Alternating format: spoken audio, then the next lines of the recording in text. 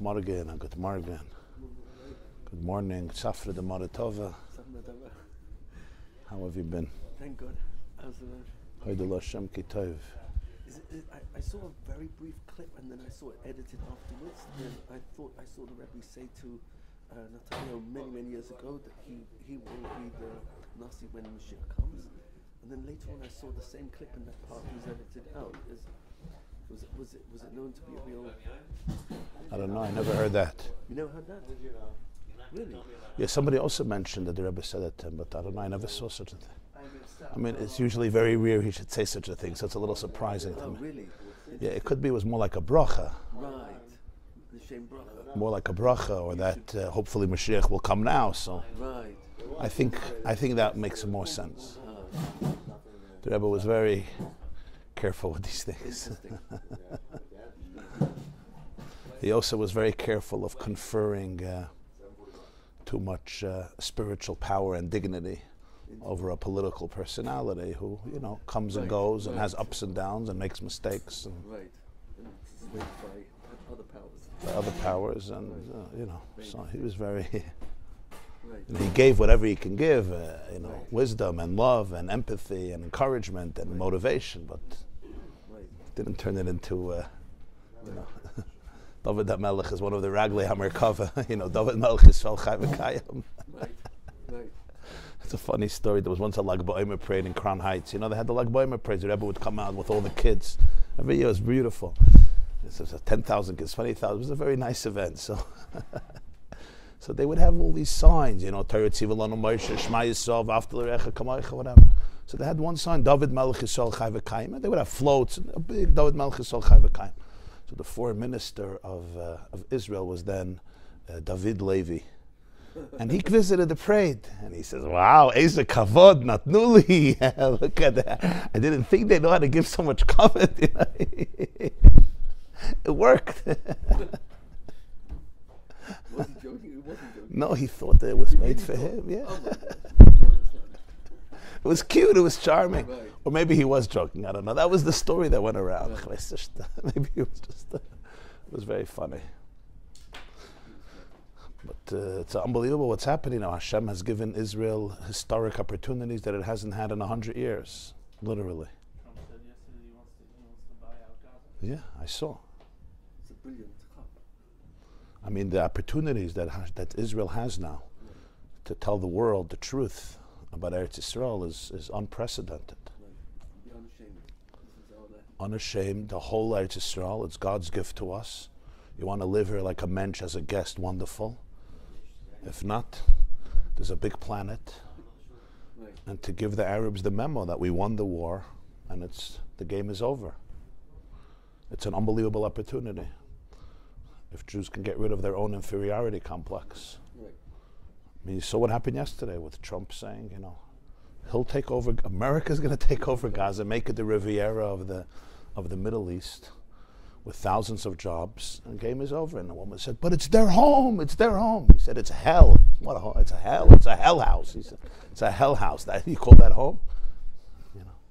That conviction, that ability, for Jews to be so scared to use any word, God forbid to say it's ours. You're not allowed to do that, it's not politically correct. And here comes the most powerful person in the world and says it Berachel Bidcha Ktana. It's called basic common sense. I mean, besides anything else, right? What we've been doing hasn't worked. Decades of blood and blood and blood and blood. You got to do something different. Yeah, and everybody's quiet. Everybody listens because they say, "Oh."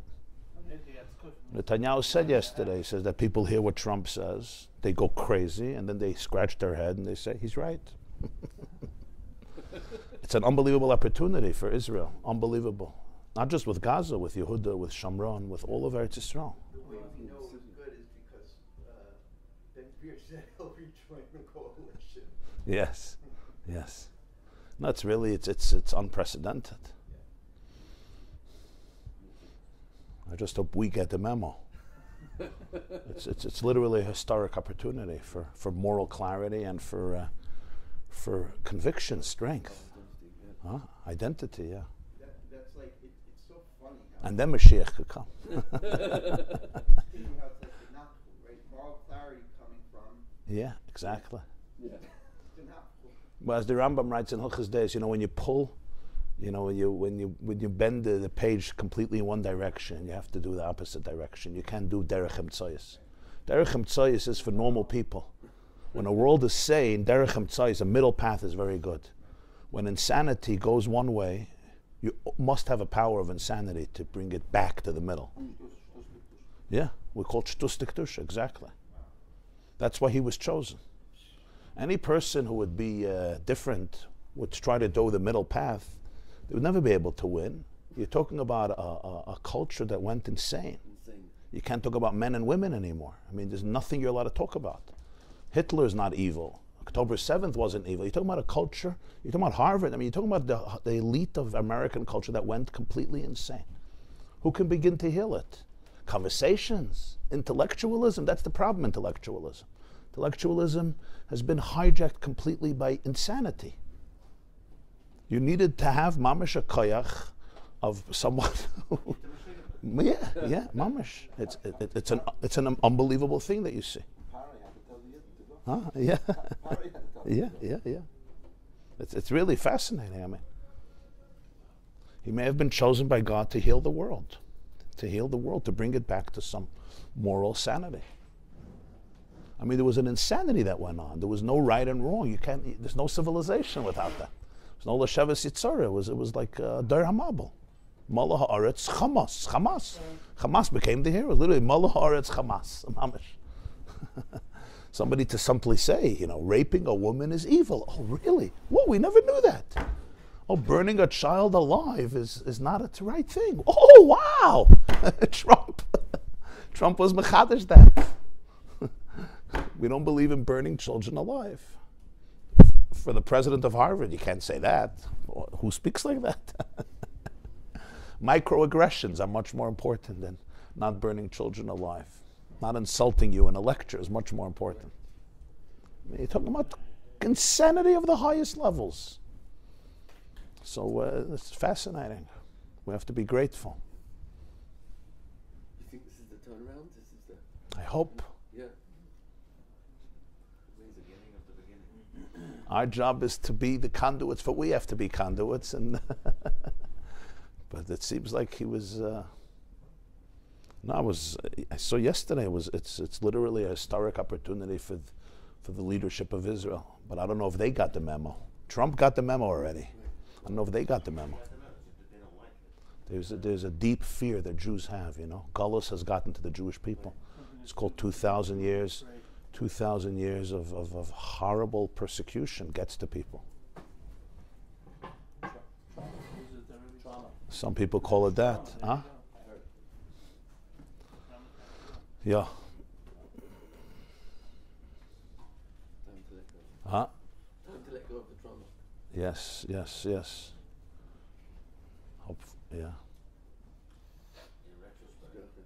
Yes.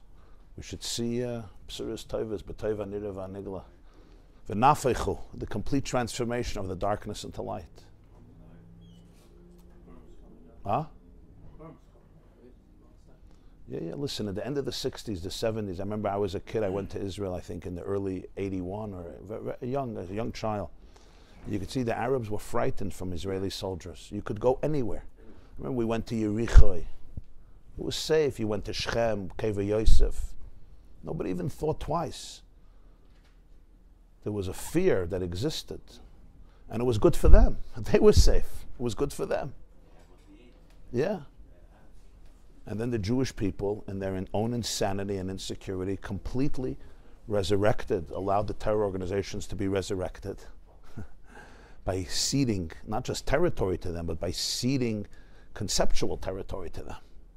By saying there's two sides here, you have a perspective, we have a perspective, and the moment they saw that, they knew we could win. And the terror didn't cease for one day. And all of their changes, they didn't go back to the basics. Send them the memo. We won this war. It's our land for eternity. We're going to live in every part of it. This is our land. We have one little piece of land. There's 52 Muslim countries. There's one little tiny Jewish country forever and ever and ever. You want to live like a mensch, as a guest good. The word democracy intoxicated them so much.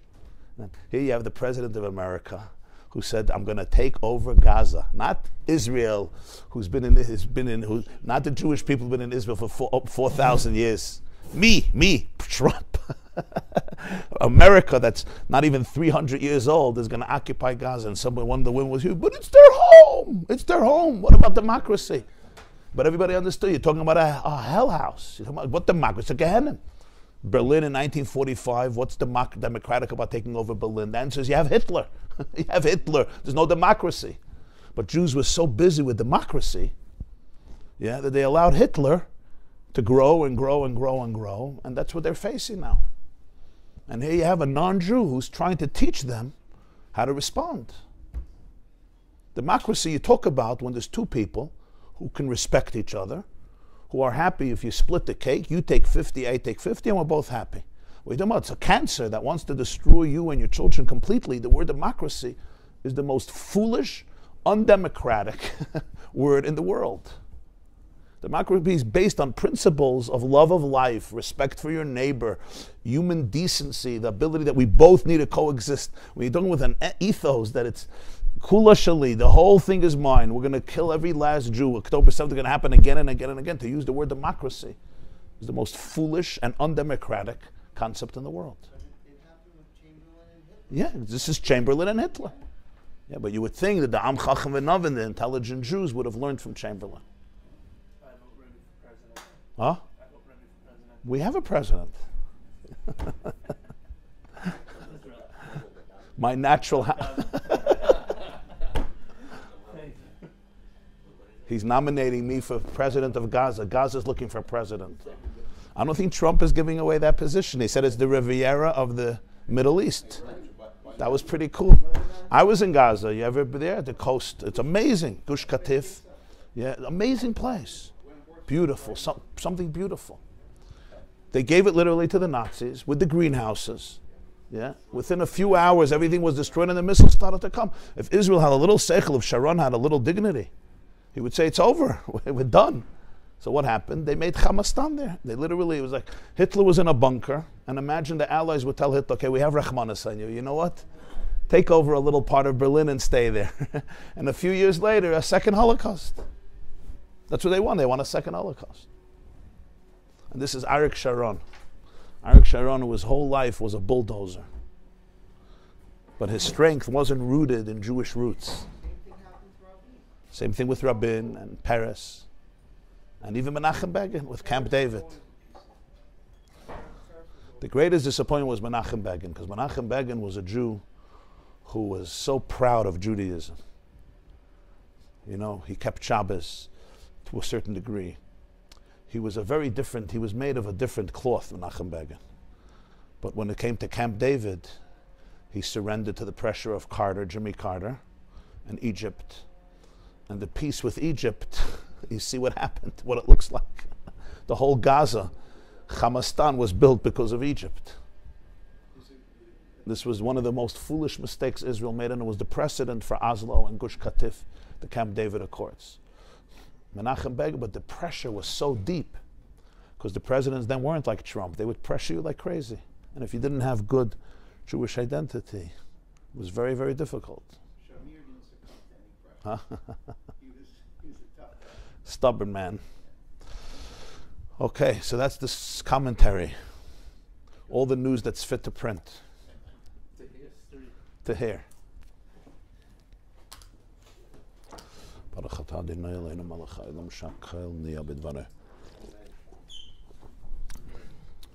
Welcome back, everybody. Or I should welcome myself. Okay, it's working. Everything is good. You checked? Good morning. People have been listening to your commentary. Okay.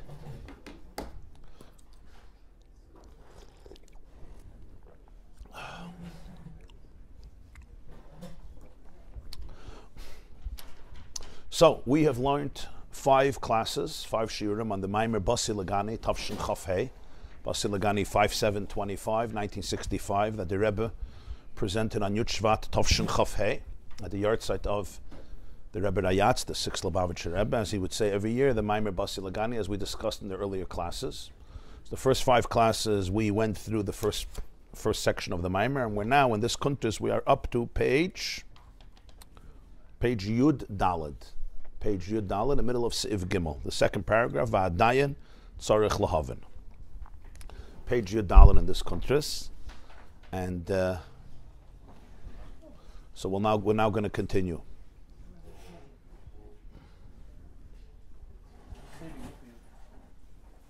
Okay, this series is graciously dedicated in loving memory and Leilu Nishmas Harav Hagoner Rav Chassid Reb Shneir Chaim HaKoyen Gutnik Ben Harav Hagoner Rav Chassid Reb Mordechai Ze'ev HaKoyen Gutnik. He was one of the great rabbis of Australia, Rabbi Chaim Gutnik, Zechrona Livracha, who I had the privilege of knowing. It's also dedicated by our friend Reb Ezra David Philip in honor and in tribute of the Rebbe and the Shluchim for creating a revolution to bring Mashiach Tzidkeinu now. Amen. Kein Yehi Ratzon. Thank you, Reb Ezra David. God bless you.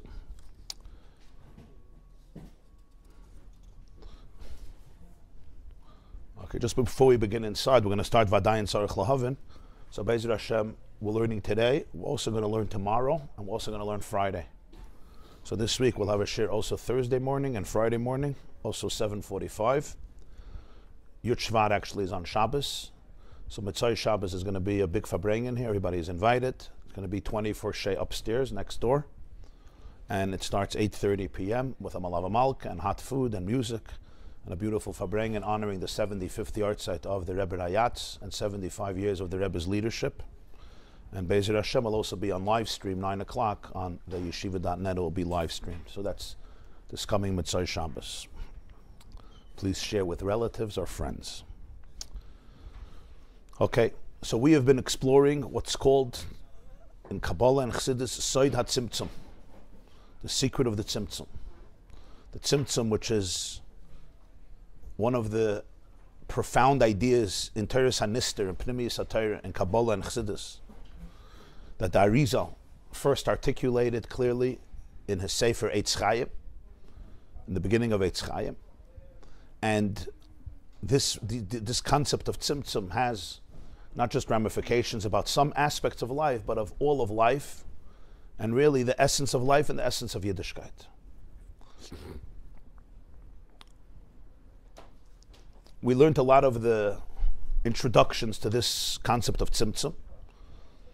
We learned about what the Zohar says, Eirein Soif Lamata Adin Ketz, Ulamayla Adin Tachlis, that the light of Ein Soif, the manifestation of Ein Soif, which is what light is, the transition of Ein Soif, comes in two forms, so to speak, or at least we call it two forms from our limited perspective and vocabulary. Lamata Adin Tachlis, which means it extends downward to no end, but it also extends upward to no end. And he explained what that means is, it's not just saying the same words. You could just say it's endless, it extends everywhere. But it's actually representing two different concepts. Lamata Adin Tachlis means that it comes out, even in the lowest places, the light is manifested and can be perceived. Lamayla Adin Ketz is that the Oir, as he puts it, ascends behelim achar helim or be'ilu achar ilu, concealment after concealment, above to no end. And above here means in the sense that this Oir is enclosed and camouflaged by in concealment after concealment, which each concealment really means that the light is going higher and higher. We'll soon see why. But it means it's going higher and higher. That has to be explained. Somebody wrote me a letter why it's higher and higher. It means lower and lower, but it really is higher and higher. That's a big chiddush. We're going to understand why at the end of the Mamer. Why behelim achar helim is ilu achar ilu. It means lower and lower, more concealment, more concealment. But here he says it's higher and higher. Lamata Adin Tachlis means more revealed and more revealed. Even in the lowest places, there's a revelation.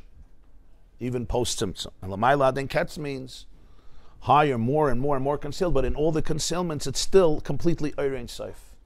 And that's the treasure that's given to the soldiers when they need to win the war, the Eitzer that we spoke about in the beginning of the Maim. So for this, he started to explain this is the concept of Tzimtzum, that the Eir is concealed. And we brought a whole Torah of the Baal Shem Tov on Tzimtzum, and a whole Torah of the Maggid on Tzimtzum. And then he started to explain the actual inyan of Tzimtzum. And he gave the introduction that Alter Rebbe teaches, that Tzimtzum is only in the Eir, not in the Moyer. Which means The word tzimtzum means concealment. Concealment can happen where there's revelation. Where there's revelation, there can also be concealment. In light, you could talk about the light is revealed, it's present, it's manifested, it's felt, it's experienced. Light means the experience of something. So there's also the non-experience of it, the concealment of it. But atzmos, the Mayer, the source of it, over there you can't say the word revelation. You also don't say the word concealment. It is what it is, and over there was never a tzimtzum. So that remains, as the Alter Rebbe says in full tact, when the Kabbalah of the Arizal speaks of tzimtzum, he's talking about Oyer Ein Sof. That's why the word he uses, the Oyer Ein Sof, the light of Ein Sof filled the entire expanse and space of reality, and over there was a tzimtzum in the light. In the Mayer, in the source, there was no light. No, not everybody agrees for this. No, that was machlokes about this. Do we agree about everything? Do anybody agree about everything? There's no such a thing. Huh? Yeah, he just thinks he's the Mayer. But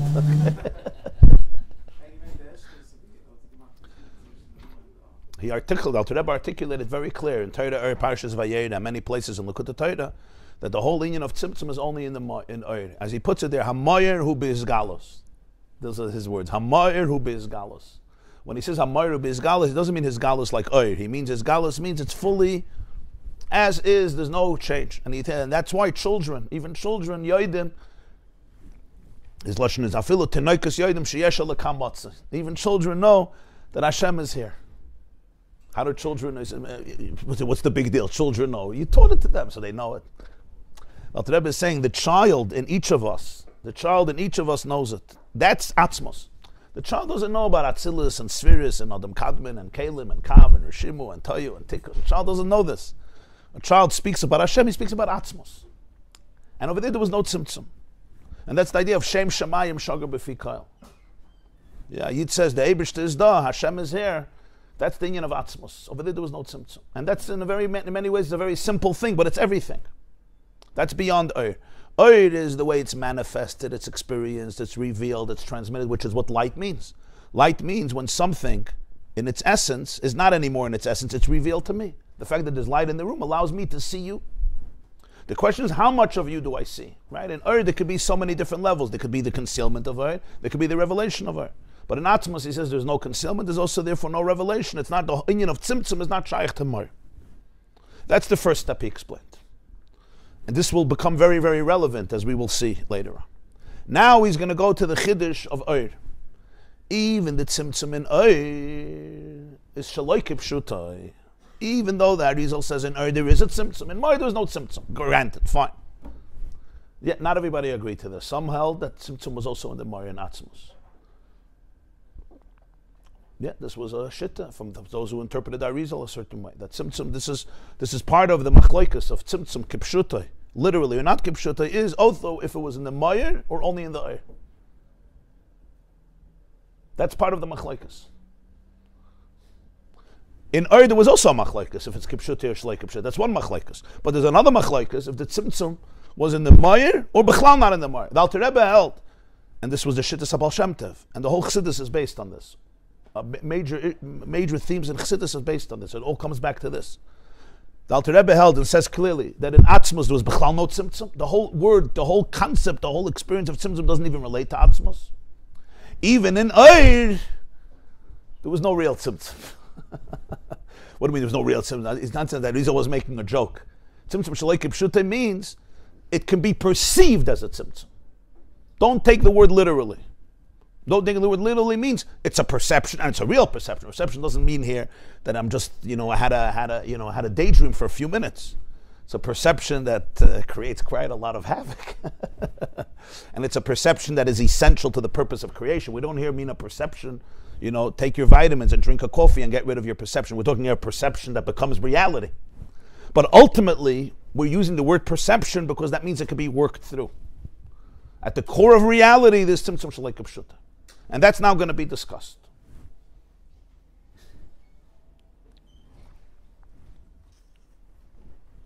And we're going to see throughout the ramifications of this about our own life. Every inyan that we learn about, as I always say, it's not about some philosophical concept, somewhere above. That may be a nice Torah and a nice shir and a nice pilpul. That's all good, and it's limud HaTorah, and it's part of Yediyas Hashem, and it's limud Pnimiyas HaTorah. But every nekuda, literally, the whole inyan is the change in a person's life. What it means in my life, what it means in my relationships and my conduct, from when I wake up in the morning through till I retire at night, including the entire night. In other words, the way it affects a person internally and externally in every facet of their life. Practically, physically, emotionally, psychologically, spiritually, and certainly our avodas Hashem. So he goes weiter, he says, but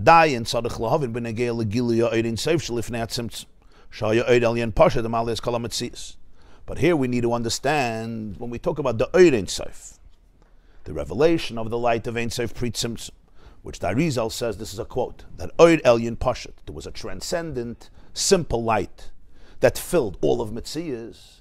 This is how the Arizal describes Pri Tzimtzum reality. And when we say Pri Tzimtzum reality, we're not talking in time, as I always say, it's right now. It's beyond the level of time and space. Pri Tzimtzum doesn't mean, 26 billion years ago before the Tzimtzum, or 5,786 years ago, before the Tzimtzum 5785 years ago. Pri Tzimtzum is also now. It's a state of reality. Is.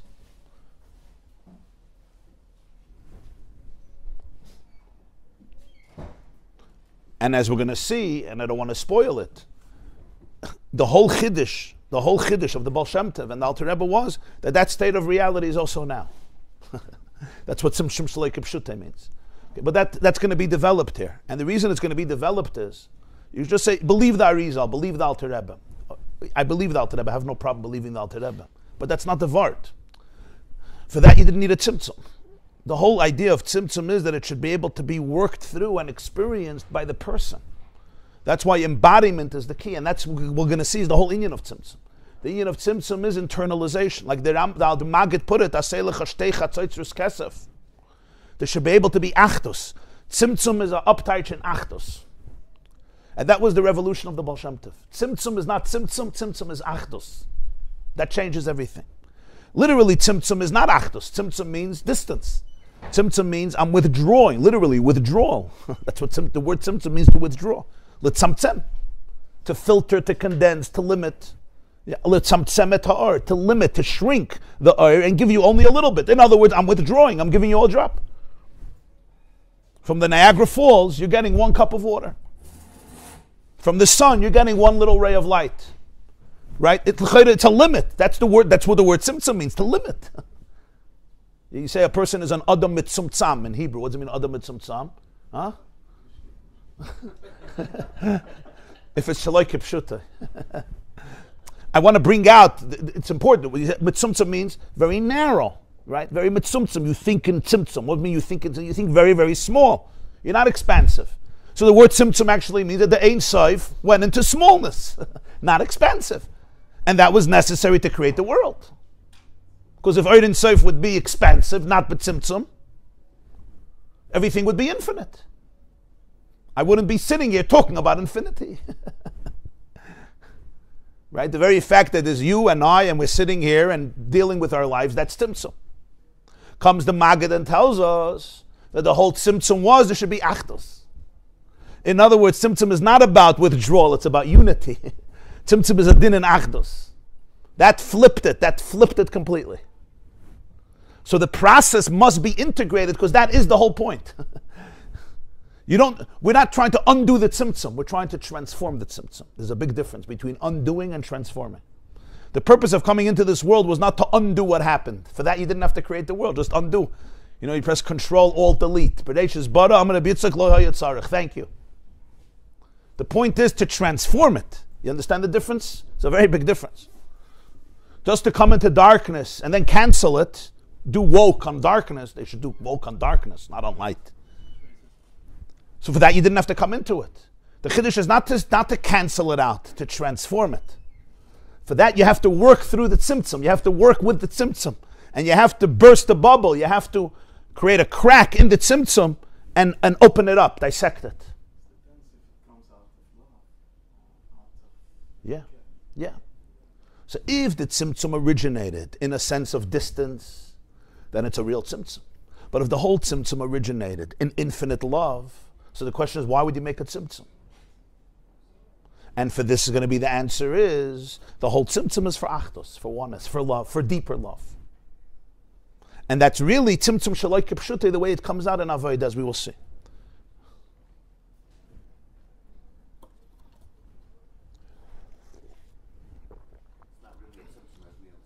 Yeah. But that has to be worked out. That's what I'm saying. We need all these biyudim and esbedim and people. What do you need? It gets very nuanced and intricate, because life is nuanced and intricate. You understand? Every nekud of tzimtzum is translated in people's lives. In other words, and this is interesting, I'm not going to get too detailed here for obvious reasons, because this itself could become endless. Any experience in your life is either from post-tzimtzum or pre-tzimtzum. Any experience. Even if I can't find the key to my car and I'm late to the class and I'm getting frustrated and annoyed with the person who used the car yesterday and didn't leave the key in the car. Okay, I know I'm giving a very, it didn't happen today, but it happens. Very personal, it doesn't seem like a big crisis, because it's not. Huh? Yeah. Right. But there's an emotion that just happened. That emotion could be traced back to tzimtzum. Well, were you joking?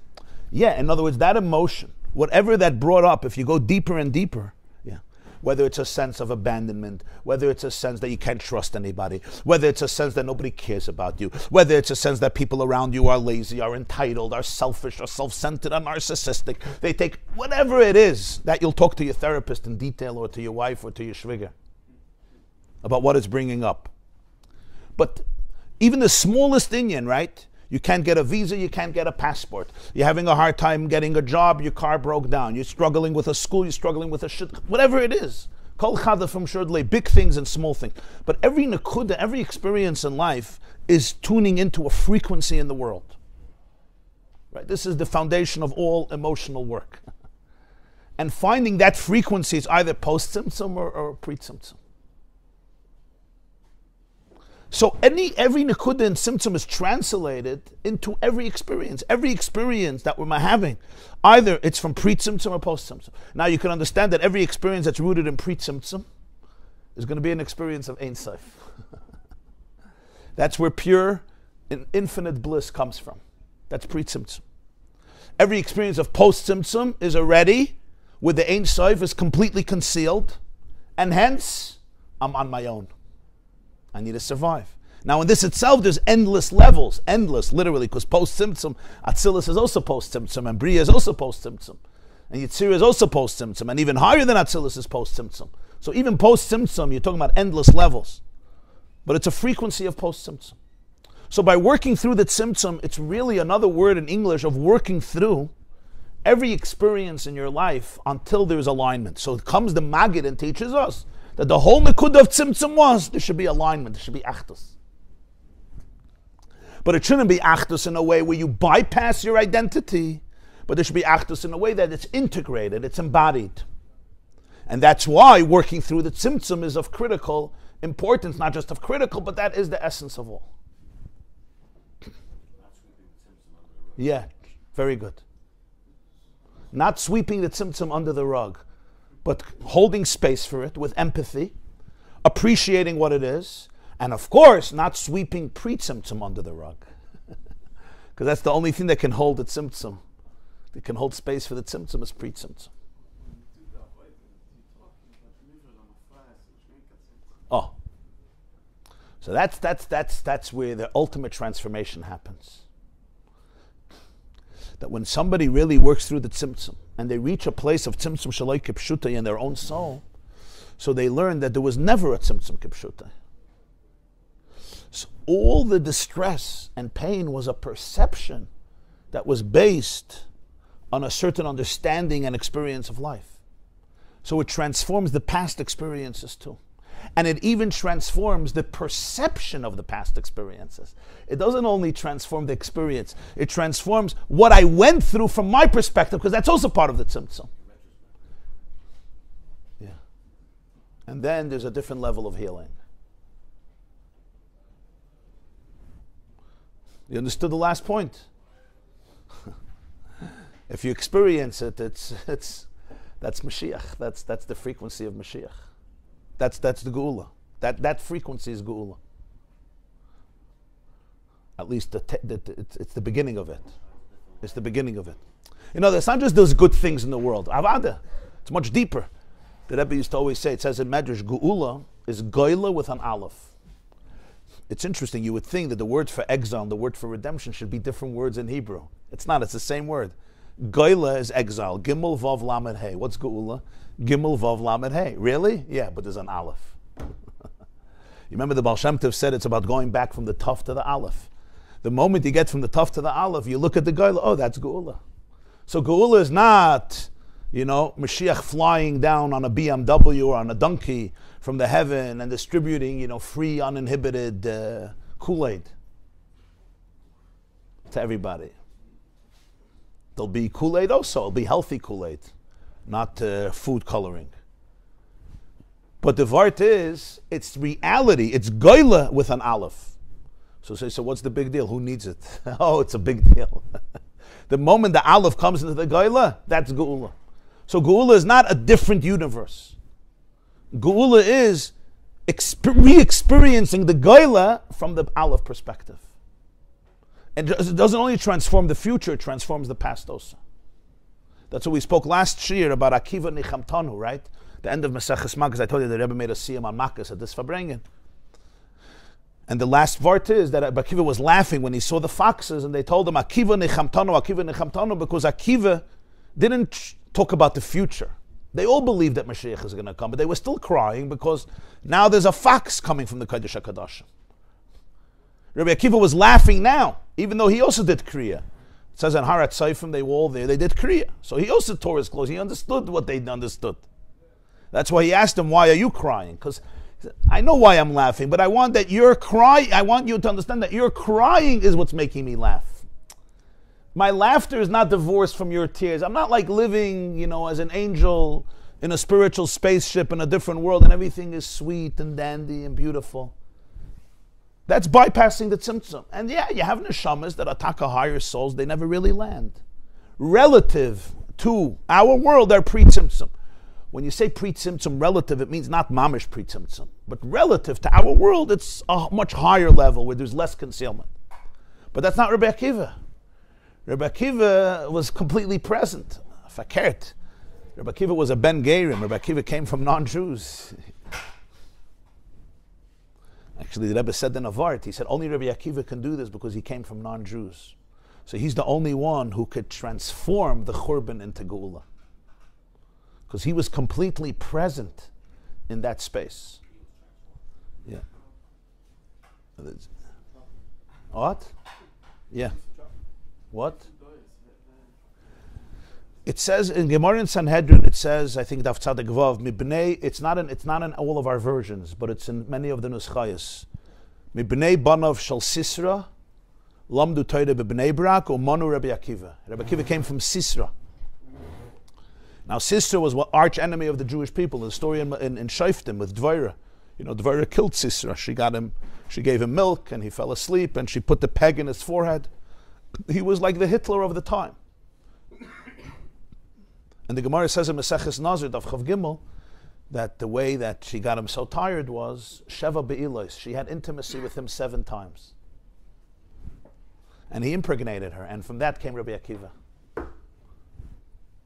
So Rabbi Akiva came from the depths of darkness. The Rambam says that he was a Ben Gadim. His parents were Gadim. So that means Rabbi Akiva grew up in the house of non-Jews. Either they converted in his lifetime and he also converted, or they converted before his lifetime. But either way, his grandparents were not Jewish. His uncles and aunts were not Jewish. So you're talking here about, the Gemara says in Sanhedrin that in Pevav, Kulu alibid Rabbi Akiva, the whole Torah Shabbat comes from Rabbi Akiva. His own Zayda wasn't Jewish.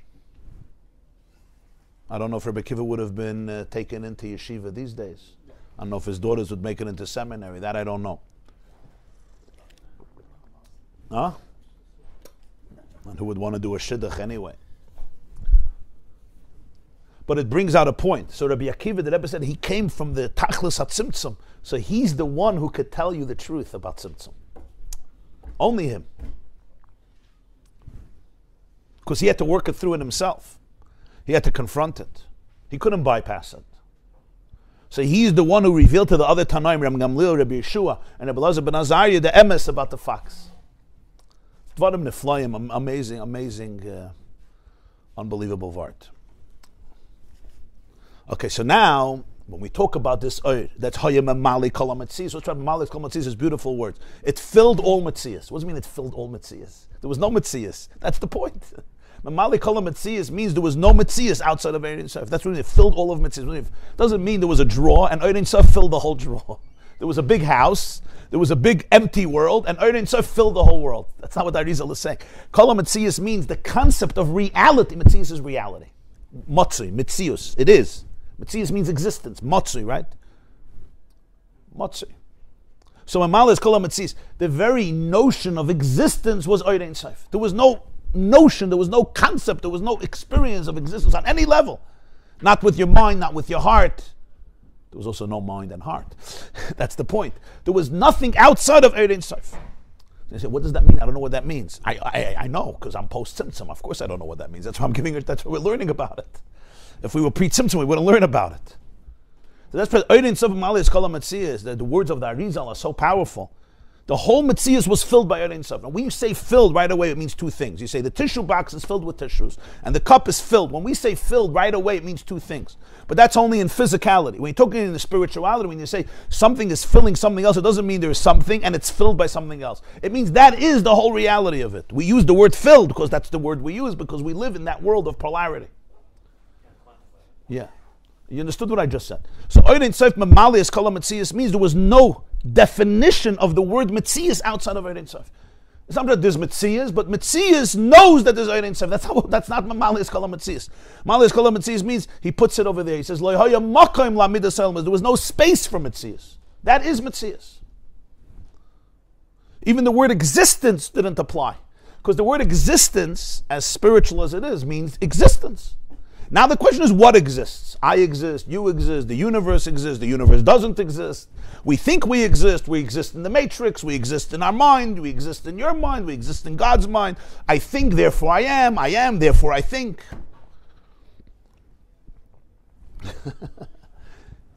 You could drive yourself crazy. But the very definition of existence, there was nothing outside of Ein Sof. What's Ein Sof? The pure expression of Ein Sof. That's the pre-Tzimtzum reality. And this is all in Oir,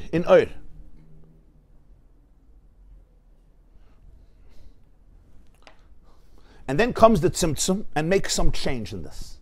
It's not anymore Oir Elyon Maliyas Kol HaMetzias. The Arizal says the Oir is withdrawn. An empty circle is created. A vacuum, a cholo, a vacuum is created. And the Oir is now encircling the vacuum. That vacuum, that makam pani, he calls it makam pani, a vacant space. He calls it chalal, an empty space and a vacant space, is now devoid of the Ein Sof. And suddenly there is Metzias outside of Ein Sof. And then the Arizal says, he takes a kav, he takes a little line and thread from that Oir, and he brings it back into the empty circle. And from there begins the whole process of creation. From highest to lowest, all the way down to the lowest levels. What does this mean? Since you're talking about real Ein Sof, meaning true Ein Sof, so it's not a joke. Ein Sof means endless. So there's no descriptions, there's no limitations there. If it's Ein Sof, meaning it's an Oir of Ein Sof, it's the Oir that itself is Ein Sof, because it manifests Ein Sof. So there's no descriptions, there's no limitations. So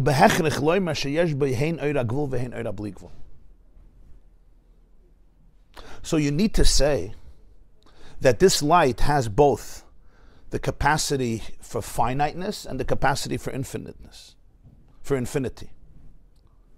If it's Ein Sof, it means it doesn't have to be Ein Sof. If it's true Ein Sof, it doesn't have to be limited by the fact that it's Ein Sof. It can also be finite. If it's truly infinite, so then it's unlimited also by the need of being unlimited.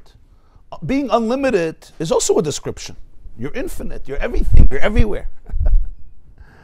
So that's what he's saying. But if it's be'emes ein sof, so don't give me any names. Don't tell me I'm infinite. Maybe I don't want to be infinite. Maybe I want to be limited. Yet we all know, even in a person, the greater a teacher is, how do you know a teacher is really, really great? Not that nobody understands his class, that everybody understands his class. You have geniuses that nobody understands a word they're saying. Then you have real geniuses that everybody understands what they're saying, or at least everybody thinks they understand what he's saying. You understand the difference?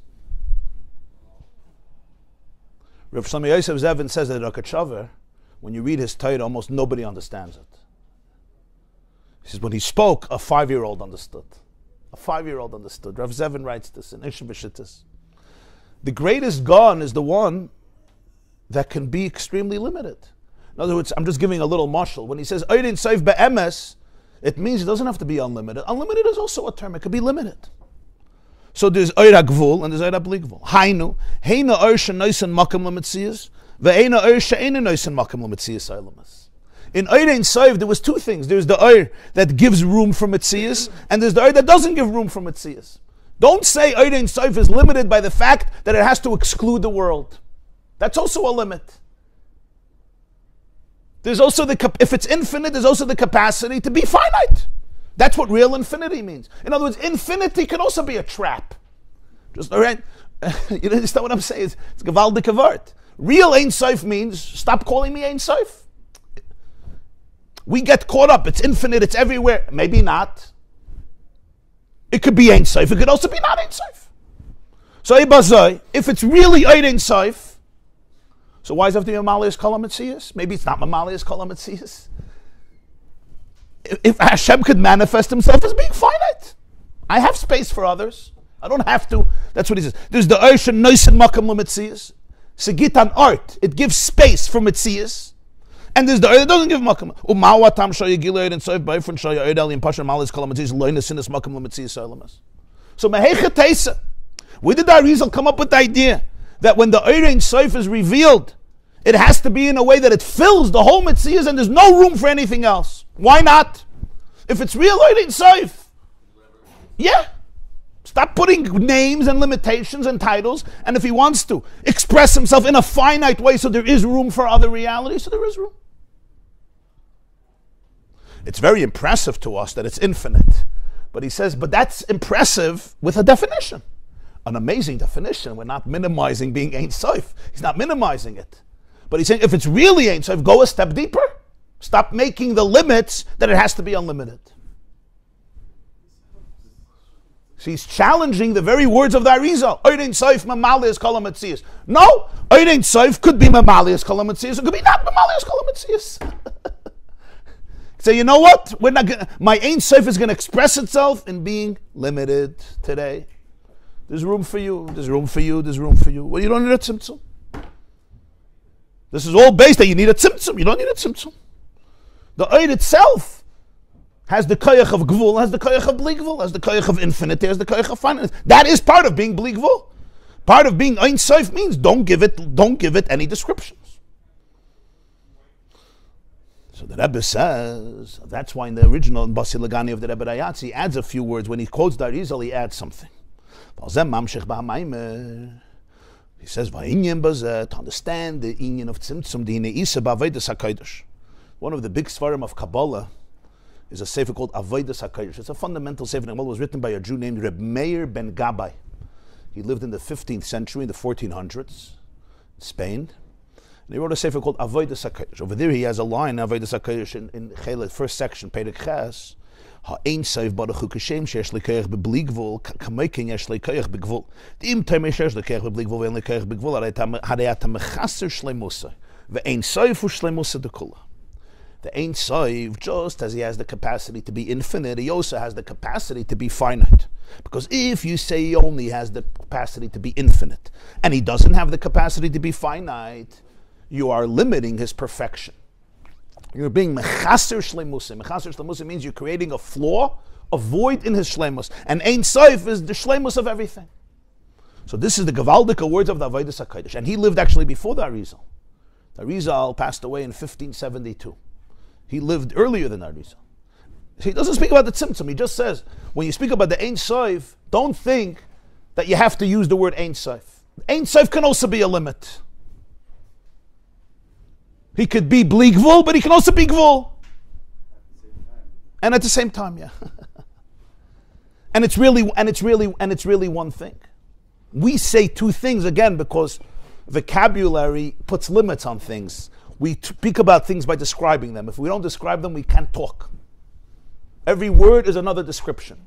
That's what we learned from the Baal Shem Tov. Bereshis bara Elokim es hashamayim ve'es haaretz. Creation created the letters for heaven and the letters of earth, the description of heaven and earth. So we speak in descriptions. We don't have another choice. That's why Moshe Rabbeinu said, I'm not a man of words. The Alter Rebbe says, what's the problem? So we say because he stuttered, he couldn't speak well. Some say he didn't know Egyptian. The Even Ezra says he didn't. Some have heard that he didn't have a good vocabulary. Like the Hasidim speak English. It's hard. They're not going to give a speech in English. You know, half the words in English, 90% are in Yiddish. Yeah, gei chaparayid. The Alter Rebbe says it's much deeper. I'm not a man of words means what I am can't be contained in words. So we in our vocabulary we have a duality, but in essence it's really one thing. So the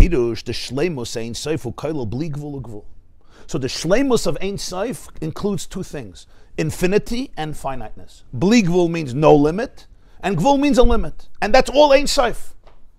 So why do we use the word Ein Sof? Because that's what really Ein Sof means. Ein Sof, he says, don't get caught in the word Ein Sof.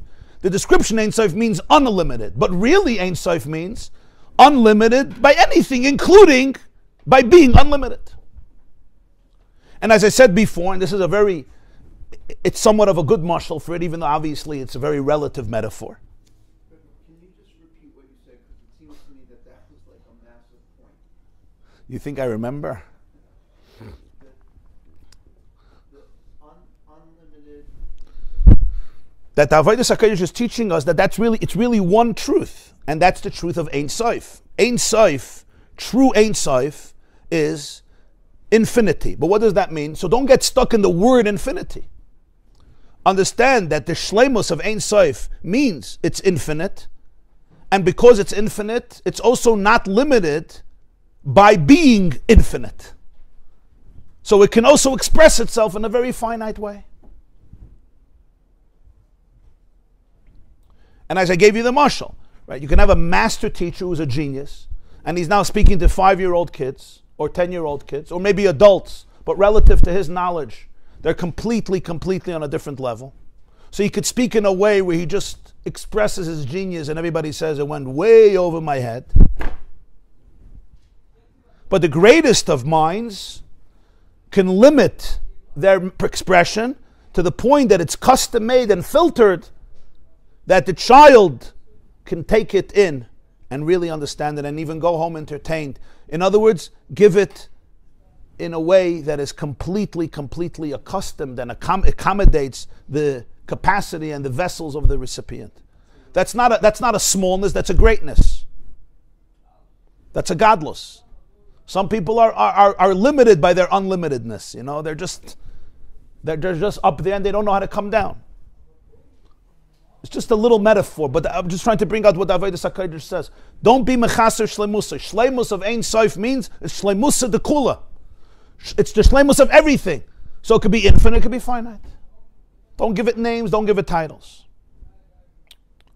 Why is that? So this is a question on the Arizal. Back to our question. So why does Arizal say Ein Sof excluded the Metzius of Olamus? That's also a limitation. You don't have to exclude. So he explains in the Mamer, Mikol Makoim, Lefnei HaTzimtzum, Haya Gilu Ein Sof HaBli Gvul, V'koyach HaGvul Shebein Sof Haya Behelem, V'zeh Oimrei Haya Oir Elyon Posher, Shol Ein Sof HaBli Gvul Mamale Kol HaMetzias, Kol Makom HaMetzias, Shaya Nirgish HaBchinas Ein Sof HaBli Gvul, V'koyach HaGvul Shebein Sof Shol Bchinas HaMetzias, V'yashes Lo Haya Nirgish Klal. והיינו שכאשר אויר הבלי גבול הוא בגילוי לא נרגש אויר הגבול דאף שישנו אויר הגבול מכל מקום אינו נרגש ומה שנרגש הוא רק האויר הבלי גבול או במילא אין מקום למציאות העולמס. So the Rebbe explains, this is what the Mamer is trying to explain, this Nakuda. And that is, of course, before Tzimtzum, you have the Oir Ein Sof HaBli Gvul, and that includes also the Oir HaGvul. In other words, you have the Oir that gives space for the worlds, and you have the Oir that doesn't give space for the worlds. But as he puts it, because there was the Gilui of Oir Ein Sof, because there was the revelation of infinity, so even the Koyach HaGvul was part of Bli Gvul. So the Koyach HaGvul and the Ein Sof was concealed by being part of the Koyach HaBli Gvul. That's what when the Arizal says Oir Elyon Pashut, we thought he means the Oir HaBli Gvul didn't give room for the Metzias. He says there was also Oir HaGvul. So he says what the Arizal means is Oir Elyon Pashut. What was felt pre-Tzimtzum is only the Oir HaBli Gvul. The Koyach HaGvul, which is the Metzias and Yeshus, couldn't be felt because whenever Oir Ein Sof HaBli Gvul is revealed, the Oir HaGvul is not felt as separate. It's just felt as part of Bli Gvul. So even though it's there, but it's not experienced as finite because it's part of infinity. So in Mela there can't be room for the worlds which experience their finiteness as separate from infinity. So the finiteness, the way it's pre-Tzimtzum, of course there's finiteness and there's room for the worlds. But when it's pre-Tzimtzum, it's all part of Ein Sof. If it's part of Ein Sof, that's not what the world, that's not the world that we're experiencing. We don't experience a world that's finite as part of infinity. We experience a world that's finite. When you're stuck in your bubble, it's not like my bubble is part of infinity. No, it's not. It's a bubble. Huh? It's gvul. Pre-Tzimtzum, of course there's gvul. We're not limiting there. It's not what that Rizal means. But over there, the gvul is an uptight and bli gvul. The gvul is a din, to use yeshivish language. The gvul is a din in bli gvul. The gvul is a chelik of Ein Sof. Oh, that's already a different gvul. That's what it means, not because the Oir doesn't give room for Metzias Olamas, it does. But is where you experience Gvul as divorced from Bli Gvul.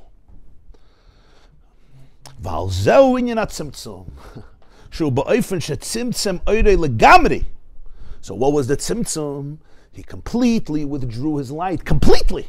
Creating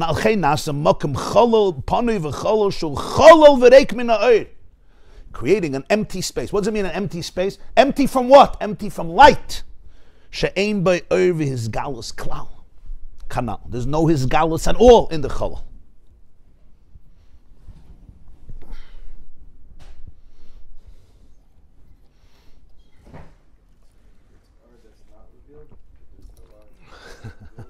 One second. And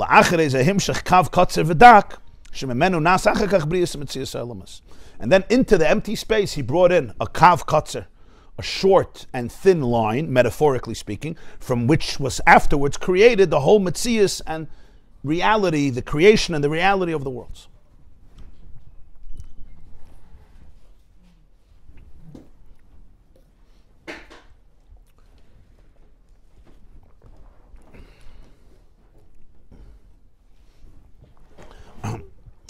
Your Teufels Dinyan he's saying here.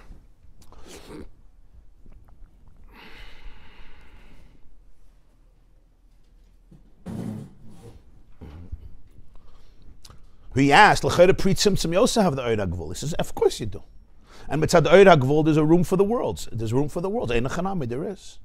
So what do you need the Tzimtzum? Why are you saying the Oir Elyon excluded Metzias of Olamas? The Oir Elyon includes the Oir HaGvul, and it could be Olamas. The answer to this is, of course everything was there, including the Oir HaGvul. But because the Oir HaBli Gvul was felt, so the Oir HaGvul is just an expression of infinity. That's what it is. It's not a separate reality. So therefore it's not felt as finite in and of itself. Its limitedness, how it expresses infinity. It's an expression of the shleimus of Ein Sof. And the shleimus of Ein Sof comes in Bli Gvul and Gvul. So as you would say, Achen Vei, Oich Mir HaGvul. Oich Mir HaGvul. It's like... You understand? The moment you crack the code of Pri Tzimtzum, what Gvul is it? Yeah, of course it's Gvul. But what it's really, it's shleimus of Ein Sof. That's not the world we're talking about. That world you can have. That world you had, no problem. I don't know if I have no problem. That type of yeshus, that type of metzius, that type of existence, which is nothing but a manifestation of the shleimus of Ein Sof, that you had pre-tzimtzum. So what do you need a tzimtzum for? Because our experience of finiteness is finiteness as finite. You know, not as infinite. You know how sometimes, just to bring it down, sometimes a person finds themselves in a state of confusion or darkness or chaos or just despair or blindness or negativity. And what's the hardest thing about it? The hardest thing about it is you don't see the edges of it.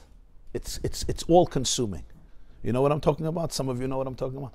When you find yourself in the abyss, it's not like you say, okay, this abyss is like, you know, it's a bird, like the Gemara says, it's a bird, I'm in a pit, but it ends after 10 tfachim. It's daled, you know, it's daled tfachim wide. Fine. That's not the bird we experience. That bird is a bird. It has edges.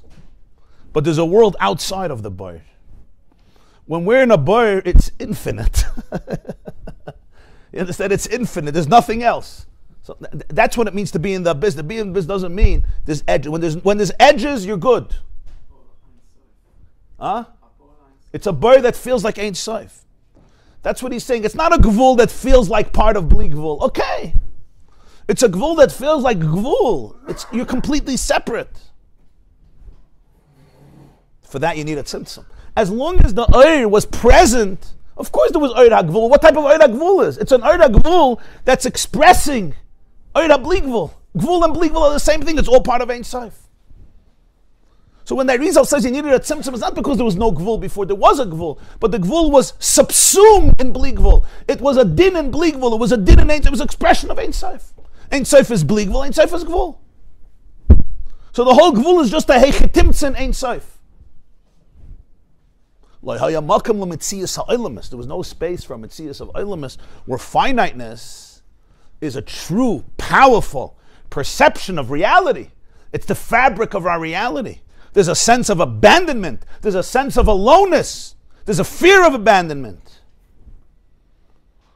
There's a sense of real brokenness. For this, the Oid HaBli Gvul can't be present in experience. That's the siluk, that's the tzimtzum. It's completely gone. We're going to see what we mean by gone. But the words of the Arizal is, Silek es oirev letzad. He took the Oid Ein Sof, the bli gvul, and he got rid of it. Now the Oid HaBli Gvul is on its own. The Oid HaGvul, I'm sorry. The Oid HaGvul is, so to speak, separate from the Oid HaBli Gvul. Yeah. Now it could be felt as Gvul. When the Oid HaBli Gvul was present in your experience, okay. Again, I'm gonna talk. I always say that when Yosef told his brothers, "You didn't sell me; God sent me, and therefore I'm not upset, I'm not depressed, I'm not angry." What did he mean by that?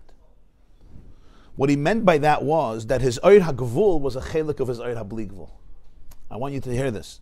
He was a shliach. If he was a shliach, he was never in real darkness. He was sent there. Infinity was sent there. So the finiteness is not finite, it's infinite. You understand the difference? That's pre-tzimtzum. When a soldier is sent into battle, yeah? I was last Shabbos with 12 soldiers on a retreat for PTSD. They came for PTSD. Yeah. So one of them was in Syria before the revolution, and in Gaza and in Lebanon. So he tasted, all three Malav Malchus. Death on three fronts. With the worst of the enemies. And he's suffering from it. But there was never a moment where he said, I was sent here because, they don't like me. Because I was a bad boy. He knew, no, I was sent here because I'm a good soldier. He's actually a commander. He has 600 soldiers under him. He didn't think he was sent because he's inadequate. He was sent because he's adequate. When you go into darkness as a shliach, you know you were sent here. You're not part of the darkness. You're the solution. You're not the problem. When the Oira Gvul is part of the Oira Bli Gvul, it's not limited. It's limited, but it's limited as an expression of Ein Sof. So Yosef tells his brothers, actually, I'm in a very good place. What do you mean? You're in a good place? You were abandoned. You were thrown out. He said, no, you got it wrong. I was a shliach. I wasn't abandoned. Shluchish Adam Kamaisai. When you could feel your infinity, and your infinity is going for a tour into dark places, yeah, our blood circulates, has to bring oxygen and nutrients to every part of the body. So the blood leaves the heart, and the blood goes all the way down to the pinky, to the toe. The blood goes, oh, what are you doing to me? Why are you punishing me? Why are you sending me away from the heart? I need the heart. The blood needs the heart, and the blood needs the lungs. It needs to be oxygenated. The blood knows it's a shliach. Don't worry. It's not. You're just bringing the light to the toes. You get it? And then you come back. That's what shlichus means. Shlichus means that the Oira Bli Gvul is a chelik of Ein Sof. Then you're good. Because then you're not finite. You are finite, but you're not finite. You're just infinity having a finite experience in order to transform the finite. That's how pre-Tzimtzum reality is experienced in post-Tzimtzum. That's what Yosef says. The challenge is, but that's not our world. Our world is where there is abandonment. There is a feeling of abandonment. For this, you need Tzimtzum. This is what Tzimtzum means. Tzimtzum means that the Gvul doesn't feel that it's Ein Sof. So for this, the Arizal says there was a complete siluk. The oil was completely removed. What says removed? We'll soon see what means removed. It's not kipshuta, but we're building up. Removed means that in the chalal, in the empty space, we call it empty. What's that empty? Why empty? What God can't be limited? God's oil has to go away. What Hashem can't deal with a world, His oil has to disappear. He says, no. Chalal amakam pani means you don't feel the Oira Bli Gvul anymore. Once you don't feel the Oira Bli Gvul, so now the Gvul is Gvul. So now what do you feel? Empty. You teufels the Vart. That's the Vart of the Arizal. Of course there was Oira Gvul before, but over there the Oira Gvul was all. Yeah. The Gvul was Gvulis. The finite was just another expression of infinity. So it allows for Metzias. It's true, it allows for what type of Metzias? A Metzias that expresses the capacity of Ein Sof to be finite. Okay, beautiful. Eichmer finite.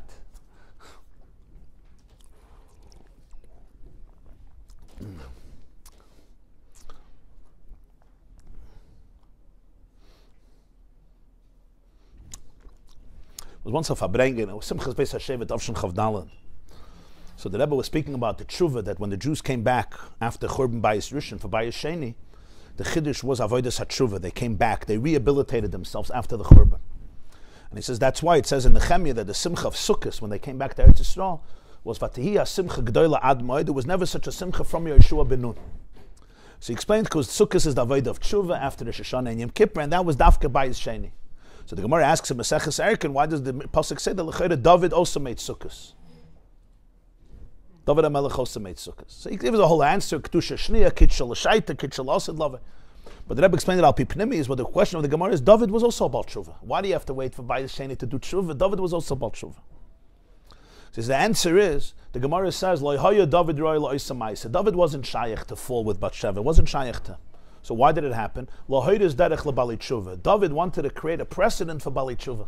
That even people who fall down very low, they shouldn't think they're hopeless because they have David HaMelech. David, look at David. He went down to the abyss. He rehabilitated himself. You can also do it. So the Rebbe said like this: when somebody sins, in order to show a derech for Bali Tshuva, yeah, yena oizen hata aveda, yena oizen hata tshuva. So then that aveda, he says, ich bin an aveda. You understand? When you're falling, in other words, to be able to give hope to other people, that's a different type of fall. It's a different type. In other words, you see the edges around the boy. You're going into this place in order to achieve something. You're in full consciousness. You didn't lose yourself. You understand? It's a different inyan. At the surface, it looks the same. David sins and I sin, you know. David Melch Yisrael Chai V'Kayim. Yeah, it's a connection to the beginning of the Shir. David sins and ich zindik, right?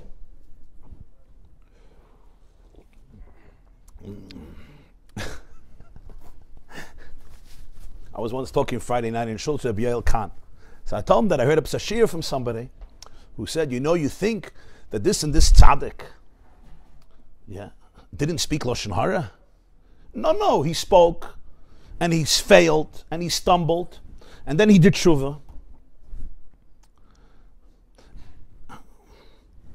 And that's what it means. It doesn't mean a tzaddik never speaks Lashon Hara. He speaks, and he fails, and he learns his lesson, and he works it out. So the Biel didn't like it. He says, you understand, the motivation behind this initiative is to say that I'm on the same level.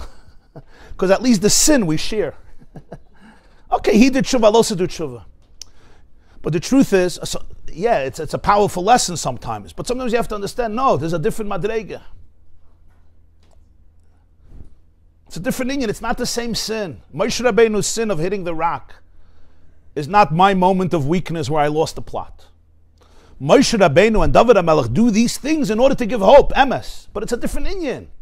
It's l'michya shlachani elikim lefneichem. So the Rebbe said that's why the tshuva of David HaMelech is not real tshuva. It's all part of an experiment. By his sheni, there had to be real tshuva. There was real avodah zarah, real gilui arayis, real shvichas dam. Yitayfus devart. This is all illustrating how oira gvul, when it's part of bli gvul, it's nishkin gvul. It is gvul. It has all the David HaMelech's sin looks just like anybody else's sin, but it's completely different.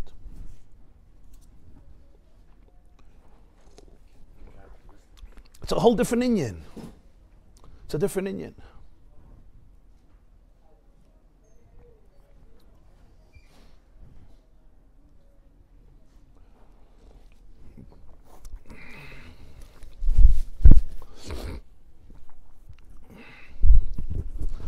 Just a little memory and it just popped into my head, so I'll say it. The Rebbe at the beginning of Fabrengens, he would make Shabbos. He would drink wine, make kiddush, and then eat a little mezainis. So the Rebbe didn't have teeth in later years, so they had like marble cake, sponge cake, marble. It was marble cake, but very soft. To eat a kazayis, you have to eat a lot, And you have to eat a kazayis b'chtei achilas pras because he made a bracha achrein after. So it was one of the times you could see that he was eating in public. Very rare that you could see it. But in the beginning of a Shabbos Fabrengen, you could see. So when you looked at it, I saw the Rebbe like eating cake, and he put in quite a lot because he wanted it, and it was hard. It wasn't easy for him to get it down because Mamer had one tooth and then it fell out, so there was no teeth. So on one hand, you could see a person eating cake. You could see.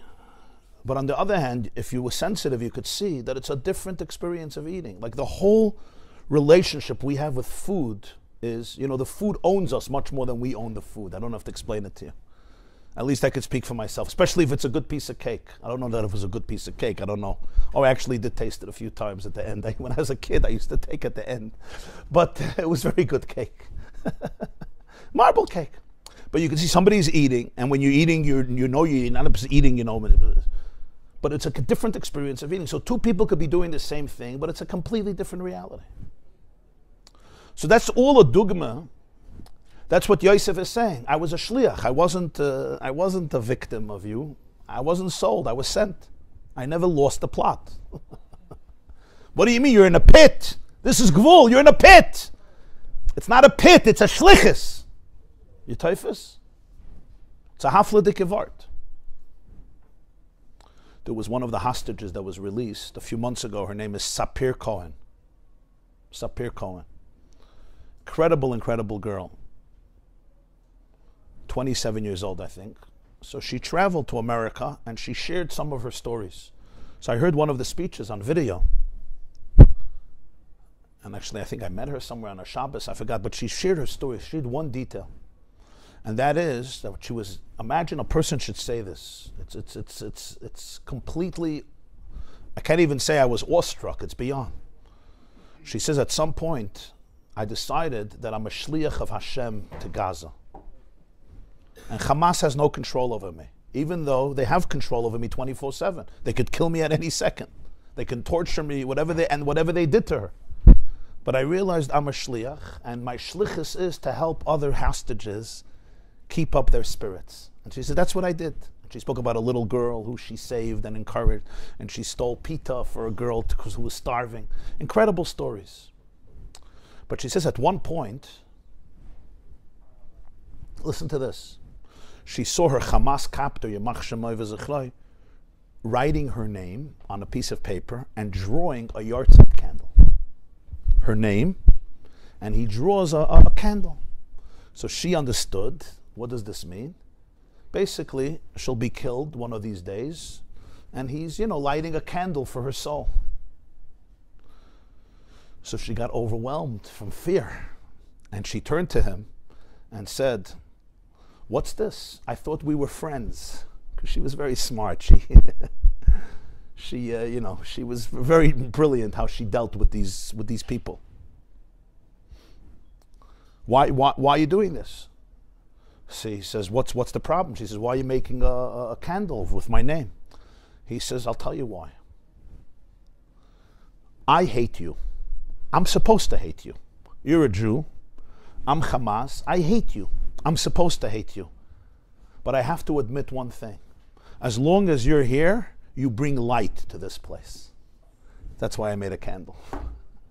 She thought it was a yahrzeit candle. He was saying, you bring light to this place. He said, "I have to admit, I hate you. I have to hate you. But as long as you're here, you bring light to this place." And she heard this from a Hamas captor. So you understand, he wasn't trying to flatter her. It was such a light that even a Reitzeach, a barbaric, sadistic, low-life terrorist working for Hamas, Yamach Shemam V'Zichram, couldn't help himself but say that as long as you're here in this Gehenna, you're bringing light to this place. Which part of him said this? How did he know about her light? When he's there with a gun waiting to kill.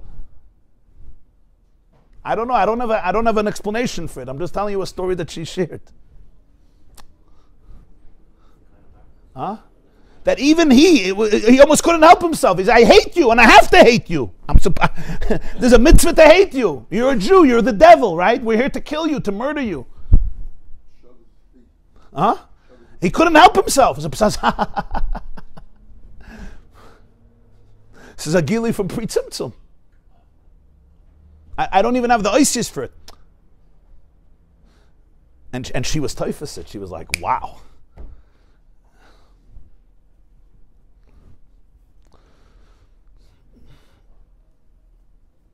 So that's the Nakuda here. So what did the Tzimtzum accomplish? I don't know if the word is accomplished. The Tzimtzum created a gulf between the Oid HaBligvul and the Oid HaGvul. The Oid HaBligvul had to be removed completely. Now Oid HaGvul is on its own, so to speak. What does it mean it's on its own? It's recognizable as an independent entity. So what does that look like? I'm a finite creature. That's what it will ultimately look like in our world. Again, post-Tzimtzum, there's infinite realities, but that's what it's ultimately going to look like. There's going to be a source of real abandonment, at least in its own perception. Of course, we're soon going to learn that the Tzimtzum Shalai Kipshuta, but as Sapir Cohen taught the whole world. But that's the vart here. And then he brings in a kav from the Oid HaBligvul, he brings a kav into the empty space, and from there starts the creation of the worlds. But first there's a chalal, there's a makim panei. What says empty? Why do you need an empty space? What's wrong with the Oid HaGvul? That was the kasha. He says nothing wrong with the Oid HaGvul. The Oid HaGvul is great. But when the Oid HaGvul is pre-tzimtzum, and the Oid HaBligvul is felt, then the Oid HaGvul is just an experience of that. It's not gvul as separate. Kaprenda. Huh?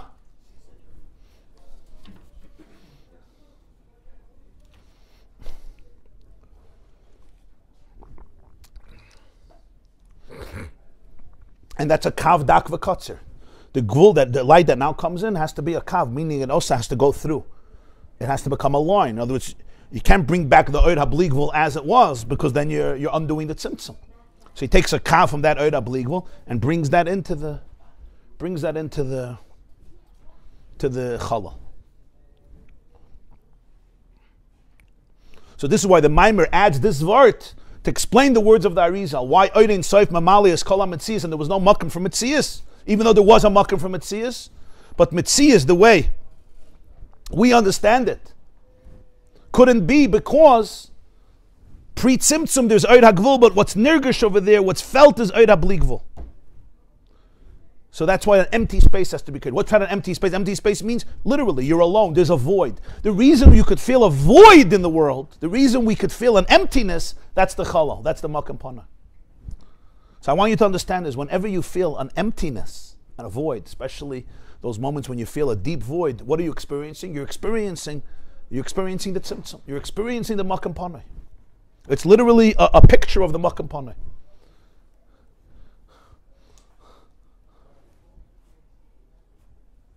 The Herst, whenever you're experiencing a void in life, that is the makam pana.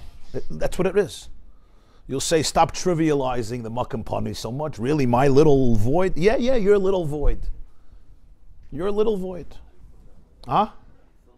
Yeah. Now the question is, what do you do with this void? So essentially, this is the whole Mamer. What do you do with that void? That void that we experience, and especially the sensitive people who experience it much more because they're more sensitive. Remember, the more sensitive you are, the more you experience the tzimtzum. People say, I have this void that's so deep. That's a beautiful thing. Because that void is the tzimtzum. The reason you're feeling that void is because you're feeling the tzimtzum. If you're feeling the tzimtzum, it means you're rooted in pre-tzimtzum. Remember, if you were created in that void, you wouldn't feel a void. You know, if you're born in the void, that is you. The reason you're experiencing a void, something is missing, is because you know that something is missing. That means you're rooted in a pre-tzimtzum reality. So the fact that you're filling that void, that itself is good news. I said filling. Good. You're feeling the void already means that there's a filling in the void. Because you feel that there's a void. Right, the Baal Shem Tov used to say, "V'anoichi haster aster." The real concealment is when the concealment is concealed. When the concealment is not concealed, meaning you're feeling a void, it's dark. Baruch Hashem. Thank God you're not saying it's light. Now the question is, how do you fill the void? So the first answer is you have to feel the void in order to fill the void. Don't run away from the void. You have to feel the void in order to fill the void. Feel as F-E-E-L in order to go to F-I-L-L. Because if you don't fill the void, it's not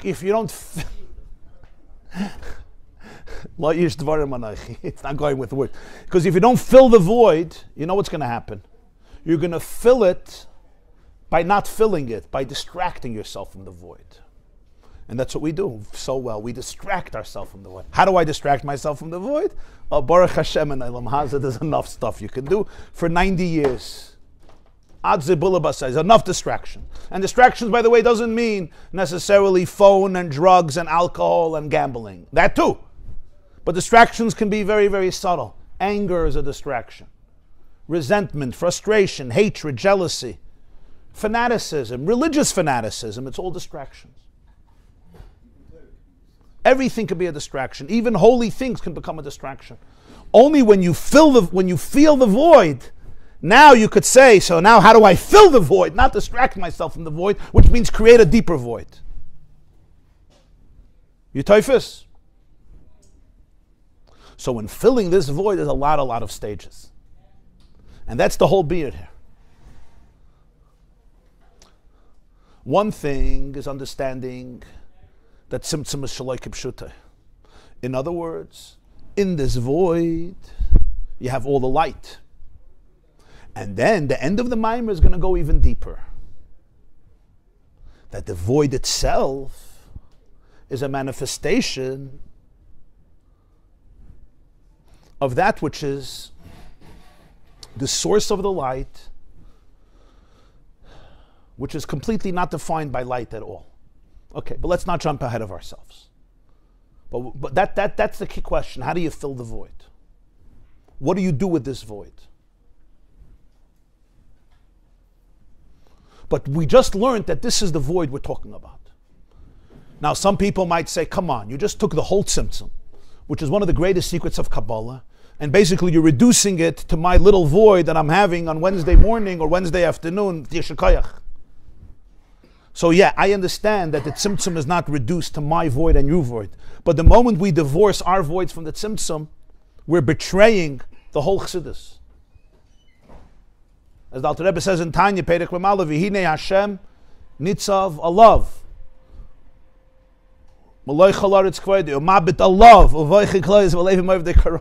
Hashem is standing near you, and He's looking at you, and He's cheering you on.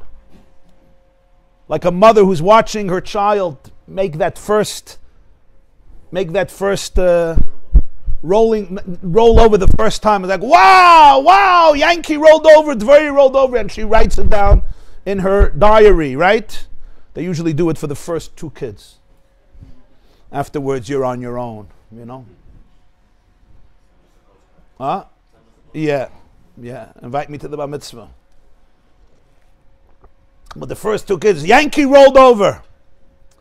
If you're number 9, you know, good luck. Yeah. Number 3 is already post-Tzimtzum. Usually 1 and 2 can also be post-Tzimtzum if the parents are not worked out.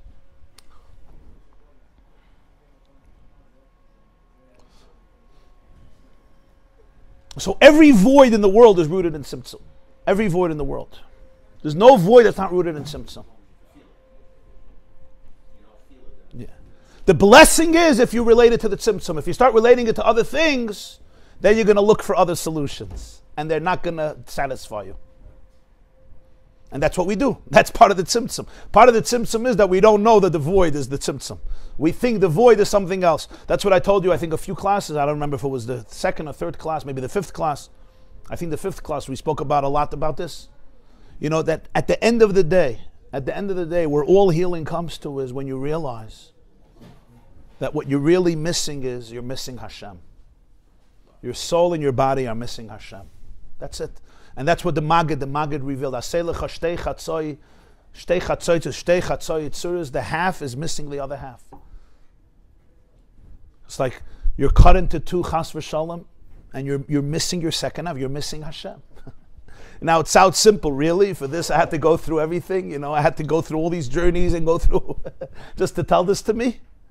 Yeah, because sometimes to get back to the most basic, simple truth, we have to go through all of our sophisticated, brilliant journeys to go back to the simplicity of you were missing Hashem. You're like, really? It sounds like simple. Yeah. That's what you were missing. You were missing real dveikus. You were missing. We're created in the post-void reality, or at least the perception of a void.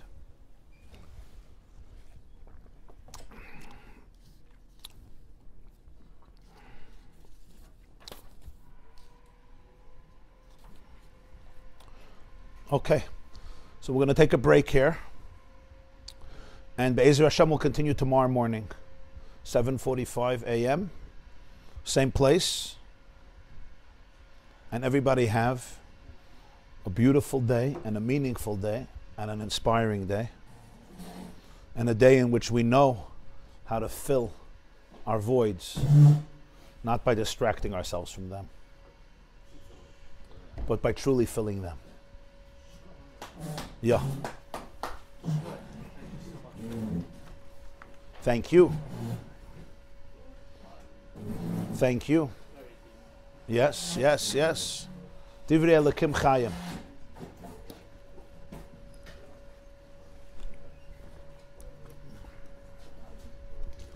Nu, was Teufels gewähnt, the minion. Even Yosef only realized it after everything. So we all go. Of course. The example of Yosef is an example for all of us. So but beforehand, nobody knows. The moment we realize the Aleph and the Geula, that's Geula. So how can we go through it? And then retroactively, Lemafrei, everything changes. Rabbi, I think you're No, this I'll take. We're our own light. Oh, you know what? I attack. the other one? Somebody changed with me. Yeah, No, it was this one. it has writing on it. The first pages have a lot of writing. No, that one was the last one. See the edges. A little bit, yes. Aleichem shalom, bruchim abayim, bruchim animtzayim. Essentially, we're our own light. Welcome back, everybody. Huh? Essentially, we're our own light. That's what we figure out. We are our own greatest source of light because we're not separate from the ultimate source. When we're not separate from the ultimate source, then we are our own greatest source of light. But the chiddush post-creation is that it's worked through the tzimtzum.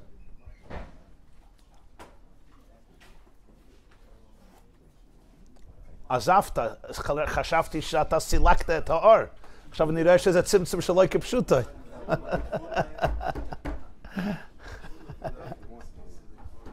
עכשיו אני רואה שזה צמצום שלא כפשוטו.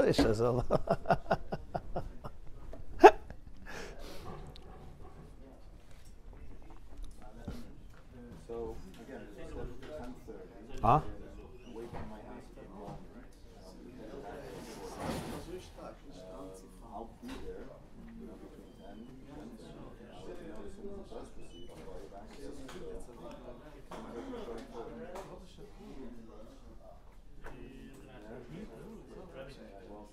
Yeah. Yeah. Is this your handwriting? Yeah. That's Yeah. his Yeah. handwriting. I love it. Yeah. Yeah. But yeah. Yeah. Yeah. Yeah. Yeah. The whole tzimtzum was to create that the Oid HaGvul should be able to have its own yichus, its own chshivas. Because before tzimtzum, in a space of pre-tzimtzum, the Oid HaGvul is not nirgish as gvul. Because the moment bli gvul is felt, the moment you experience bli gvul, it's checkmate. The gvul is a chelik from the Malav Malkas. It's not separate. It's not separate. That's pshat pre-tzimtzum. Pre-tzimtzum doesn't mean there's no Oid HaGvul. There's Oid HaGvul. And Oid HaGvul gives a room for Olamis, for Yesh. There could be a Yesh. But what's pshat Yesh? Yesh is pshat. The Ein Sof coming out in Yesh. The Ein Sof, there's Ein Sof coming out in Bittul. There's Ein Sof coming out in Yesh. Oichmir Yesh. That's not the tragedy of Yesh. That's not the Metzias of Olamis that we know. That's the Metzias of Olamis as Ein Sof.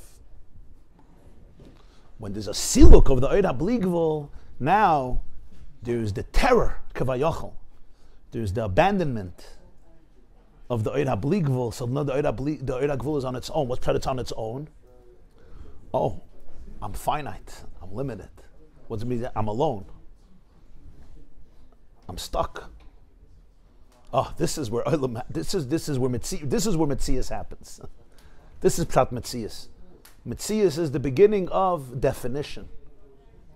Pre-tzimtzum definition is just another way of expressing that which is undefined. Because that which is undefined doesn't have to be undefined. It could be defined also. So the definition of pre-tzimtzum is part of being undefined. The words are wordless. The sound still remains silent. The containers are all light. And the darkness is just another facet of light. Only in post-tzimtzum, where there's the siluk. What's that siluk? Again, it's all conceptual. Siluk means there could be a hergish of finiteness as being finite. Over here, all the tzaras begin. What's that? All the tzaras begin? All the perceptions of concealment really begin. And the Maggid says it's all should be able to be achtos. Without that, you'll never reach achtos. As he's going to be mamshach.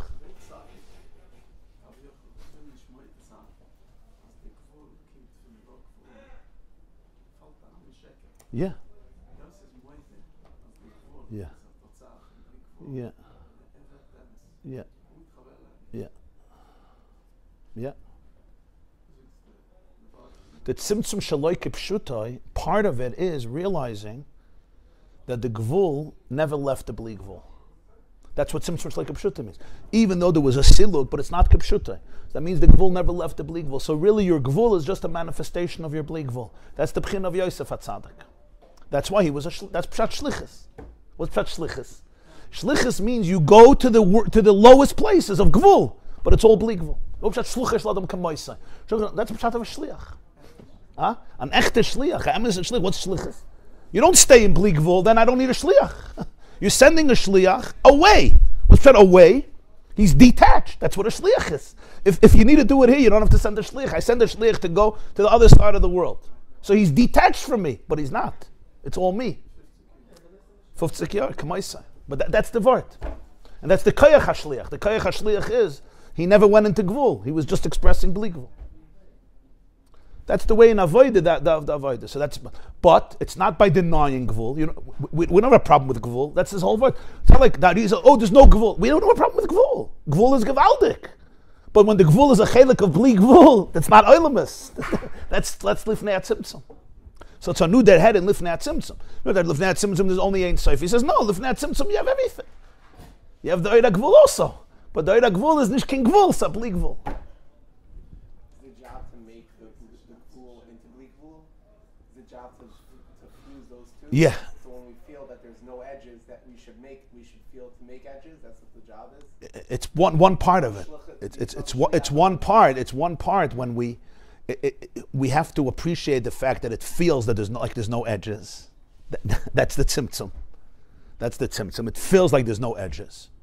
In other words, the gvul feels like bli gvul. That's the tragedy. You see, what happens in our world is we turn the finiteness into infinity. You understand? Because we miss infinity and we can't get it. So we take our finiteness and we make that infinite, and that's sheker. Make the finite infinite, but we should bring the infinite. Because the finite is not infinite. The finite is finite. It's meant to be finite. Huh? Yeah, shleimus ein soif. Yeah, that's the shleimus ein soif. That the gvul is not separate. So in other words, when there's such a void, what do? I turn the void into infinity. The void becomes holy. Instead of understanding, that I'm looking for the infinite. That's what I'm looking for, and I'm not gonna fill the void.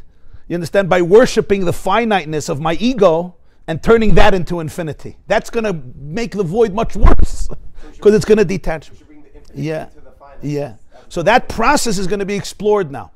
We understand what the tzimtzum did. Now, what do I do with this? Yeshikoyach, fine. So now we're all gvul. Okay, so it's now. So that's going to be the whole hamshich of what it means to work through the tzimtzum. Every stage is critical because if you deny what the tzimtzum did, all the integration is going to be fake. You understand? That's why you have to know what the tzimtzum did. L'chayr, if tzimtzum is shaloi kipshuti, so just say there was no tzimtzum, it's all a delusion. No, there was a tzimtzum. Why is that so important? Because it's not bypassing. If I say there was no tzimtzum, it's just a joke, okay, thank you. So it's like saying I'm really a bird, let me go fly over the building. I'm going to break my bones. You know, whenever people deny their limitedness, when you deny tzimtzum, you end up in a much worse place because you're not dealing with your reality, you're bypassing your reality. That's why we talk about tzimtzum, and then we say tzimtzum is shaloi kipshuta.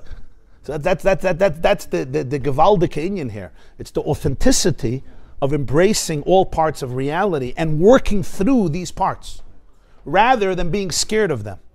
Or to say it in a deeper way, when I'm scared of some of my parts, it means I believe tzimtzum is kipshutai, and therefore I don't want to go there. I have to stay away from certain places because I believe that tzimtzum is kipshutai. So it's a paradox. When we stay away from certain places, we deny them, we repress them, it's because I believe tzimtzum is kipshutai. Only when you know tzimtzum is shaloi kipshutai can you go to the lowest places of your gvul because you're good, you're fine.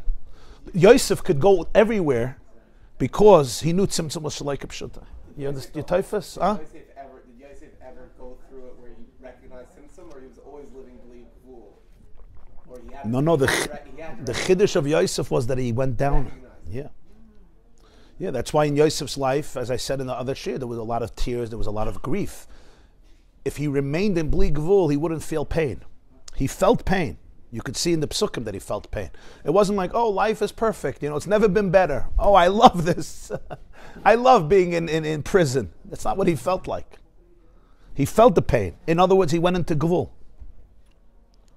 But he was a shliach. It's a big difference.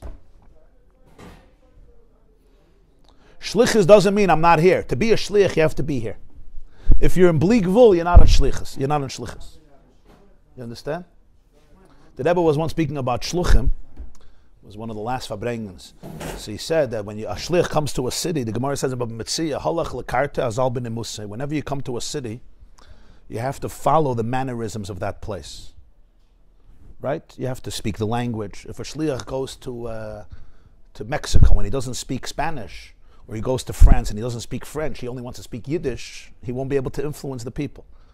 So you have to, remember the Rebbe said you have to understand the culture of the people, and you have to accommodate it, and you have to medav sich zupassen. You have to relate to it, but you're a shliach. You understand the vart?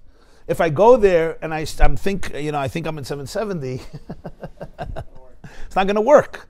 You want to stay in Bleakville, it's a beautiful thing, but you have to go into that world. You have to relate, and it's also true with ourselves. You have to go in, you have to relate to all the parts of yourself. You have to speak the language of your parts, but you're a shliach.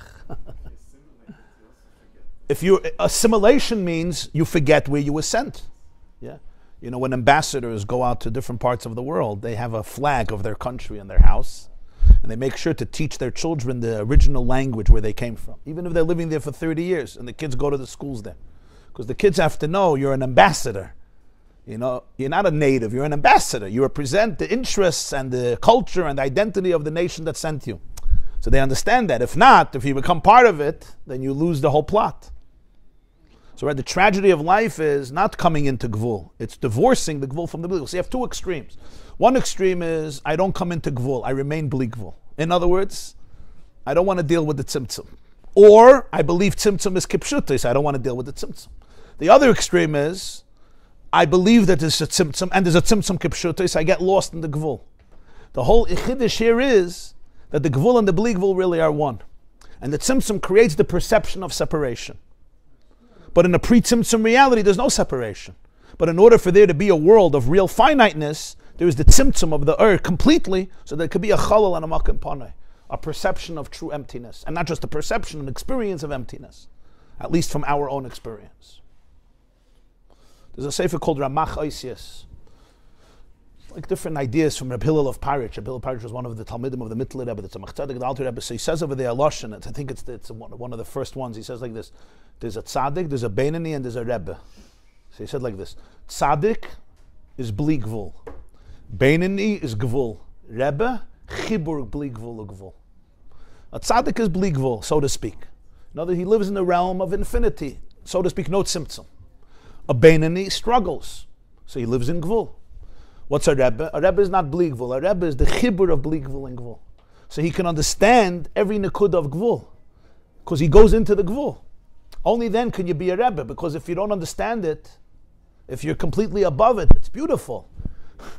But then you can't lift up the world. You can't really lift up people because you're not there with them. So it's the Bli Gvul coming into the Gvul, and that's Ein Sof, which is Shleimusa de Kula, so you're not afraid of Gvul.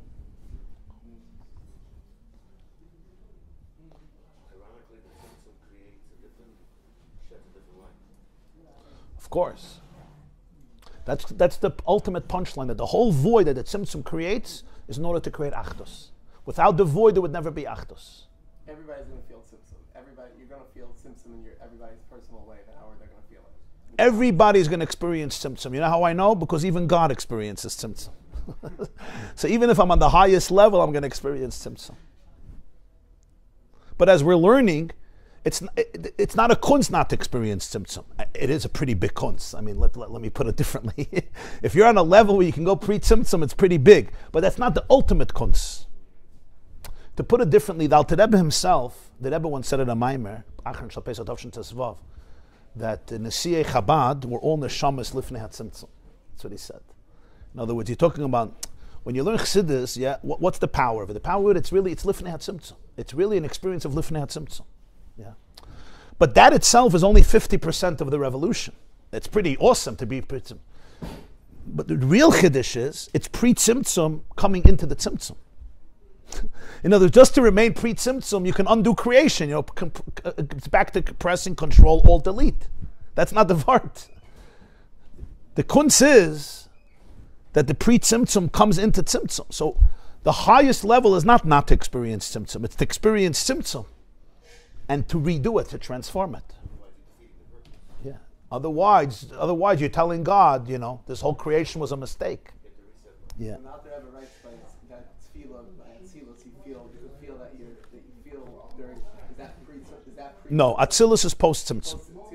I'm saying that feeling. Listen, Atzilus relative to Asiya you could call pre-tzimtzum, because there's Gilui Alakus. But in the ultimate scheme of things, even Atzilus is post-tzimtzum.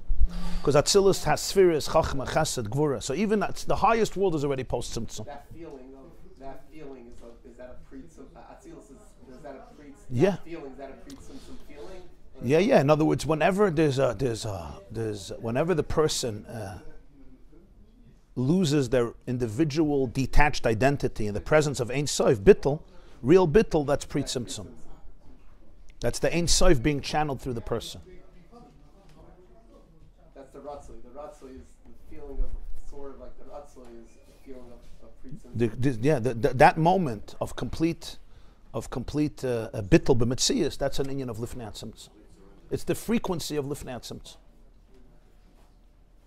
Again, like everything, there's so many different madregas in this, but generally, Lifnei Tzimtzum, yeah. There's a Lashon in Chassidus that Rebbe Rashab writes. He says just the beautiful words. He says, what's the difference of pre-Tzimtzum, post-Tzimtzum? You see how he defines it. It's like a falit for shtege. He says like this: pre-Tzimtzum, yeah, elikus b'pshitis, v'olam is b'hischachos. Post-Tzimtzum, olam is b'pshitus, v'elikus b'hischachos. Pre-Tzimtzum, elikus is pshitus. That's intuitive. Olam is a hischachos. It's a chiddush, really. You heard of such a mitzvah? You know, the first time man landed on the moon. Man on the moon. It says post-Tzimtzum, olam is b'pshitus and elikus b'hischachos. So it's a gulf of reality. There's an infinite gulf between pre-Tzimtzum and post-Tzimtzum, and that's the gulf he's talking about. Even though the whole Oid HaGvul was there pre-Tzimtzum, but since the Oid HaBli Gvul was felt and Begilu, so the Oid HaGvul is not felt as something separate. It's just part of the Shleimus. So therefore, you can't have the Metzias of Oilamis that feel detached and separate and feel identity. And even the highest worlds, which are not detached, but still, to be able to feel Metzias, even a Metzias of Elikus, it still needs Tzimtzum. Because even the highest level of Gvul, if it's part of pre-Tzimtzum, it's just completely Bli Gvul. And the Chachila, feeling the Tzimtzum and bring that to Dira Tachtoinim, that's the... So Dira B'Tachtoinim is the embodiment of Ein Sof in the world of Tzimtzum. It's undoing the Tzimtzum, but it's not undoing it by canceling it. Like, let's make believe it didn't happen. That's not the kavanah. If you make believe it didn't happen, then you shouldn't have a guf, then you shouldn't be physical. That's not the kavanah. And the whole avoid of Torah and mitzvahs is in the gashmis. I can't put on tefillin without a hand, and I can't put on tefillin without an animal, and without ink, and without parchment, and without a head, and without a heart, and without a muscle. So all that is basically the avoid in tzimtzum. I can't give tzedakah without money. You can't give tzedakah without money. So you need a physical dollar, and a physical check, and a physical bank account, or a physical Zelle and cash pay, whatever. You say there's no tzimtzum, you're shekoyach, so the poor man doesn't have what to eat. You're not giving tzedakah pre-tzimtzum. So in order to be mekayim the mitzvah of tzedakah, it's all to have physical money. Physical money means there's a physical world, there's a yesh. And there's me and there's you, and I'm giving this person money. And the same is true in every mitzvah. Even learning. So you're learning with your mouth, you're learning with your brain, you're trying to understand the word, you're saying the word, it's all post-tzimtzum. So the whole Yiddishkeit is in a post-Tzimtzum reality. Why? Because that was the kavanah, Dira B'Tachtoinim, to work through, not to undo the Tzimtzum, to transform the Tzimtzum. That's what undoing the Tzimtzum really means. When you transform it, you reach a deeper place than it was before. Because pre-creation, there was no Tzimtzum. Pre-Tzimtzum, there was no Tzimtzum. Now there is a Tzimtzum, and there's still no Tzimtzum. That's the Chiddush, that's Geula. That's the difference of Geula than pre-Eitz Hadas. Pre-Eitz Hadas, pre-creation, pre-Shviras HaKelim, there was no Tzimtzum. The union of Geula is the Geula becomes Geula.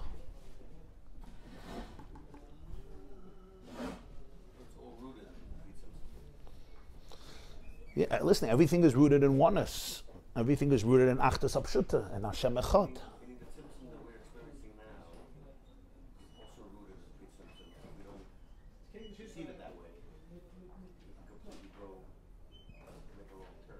Of course.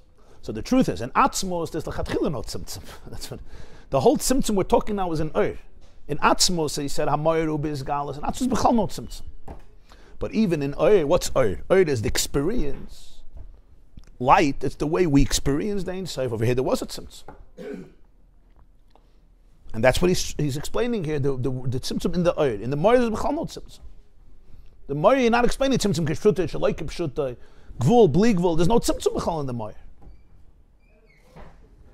This was the Alter Rebbe's shitta, that in Atzmos there was no tzimtzum, and even in Oyer, tzimtzum is shaloi kipshuta, which means there was no real tzimtzum.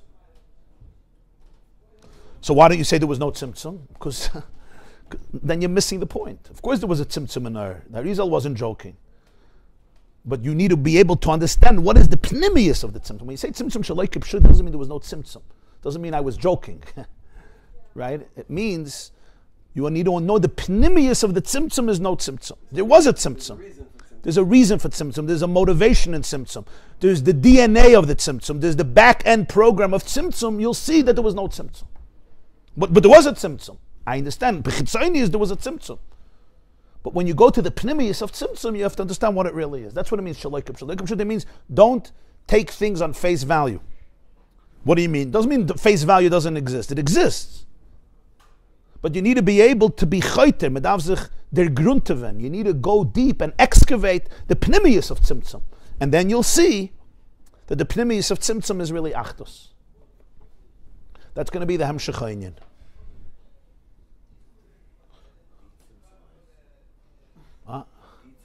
De-tzimtzumize the tzimtzum.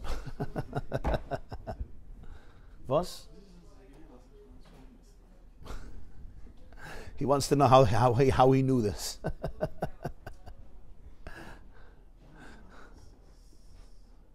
You're talking about neshamas that were plugged into Atzmos, that are plugged in, are plugged into Atzmos Ein Sof, and channeled the Giluyim of Ein Sof. That's the whole inyan. They were the Chutam HaKasha, yeah. Anoichi, Moshe Rabbeinu says, Anoichi oimid beinechem, ubein Hashem lahagid lechem es dvar Hashem. It's kipshute. Moshe says, I stand between you and Hashem to give you the word of Hashem. Moshe wasn't joking. Spashtusa de Moshe b'chol dara v'dara. It says in Zohar, you have Moshe in every door. It says in Medrash, en lecha dor shein beka Moshe. It's p'chinas oimid beinechem, ubein Hashem lahagid lechem es dvar Hashem. It's not, this is not a joke. It's a real Rebbe. Not, So the Abishur created the sense of the chalol, it was emptiness. What was the, yeah. After that, what comes after? You said that then the Abishur inserted. Yeah. Yeah. So what, that was just empty, that wasn't the purpose. Yeah. The purpose wasn't to stay like that. The purpose was Yeah. That's why his kashrus to the Rebbe is so important. It's not stam a detail. To be connected. It's not just a little thing. It's an inyan amuhusi, it's an inyan pnimi in Chassidus. It's not just everybody needs a teacher, but needs a mentor. That's true. Asay l'charav, knei l'chachaver. But you're talking here about the Ein Sof coming through in the world. Hashem chose to be at Megala. We're saying this week's parsha. V'yaminu b'Hashem u'b'Moshe Avdai. It was V'yaminu b'Hashem. No. It says in Mechilta that whoever believes in Moshe, it's like he believes in Hashem. If you don't believe in Moshe, it's like you don't believe in Hashem. Why?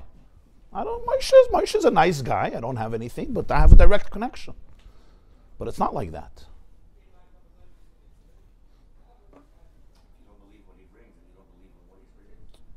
Because Moshe is the tzinner that Hashem is Megala Ein Sof. Not Chas v'Shalom mafsik. Because Moshe is batal b'metzias. If Moshe wasn't lifnei hatzimtzum, it's taka dangerous. That's why when you start worshiping people, it's a dangerous thing. Be careful.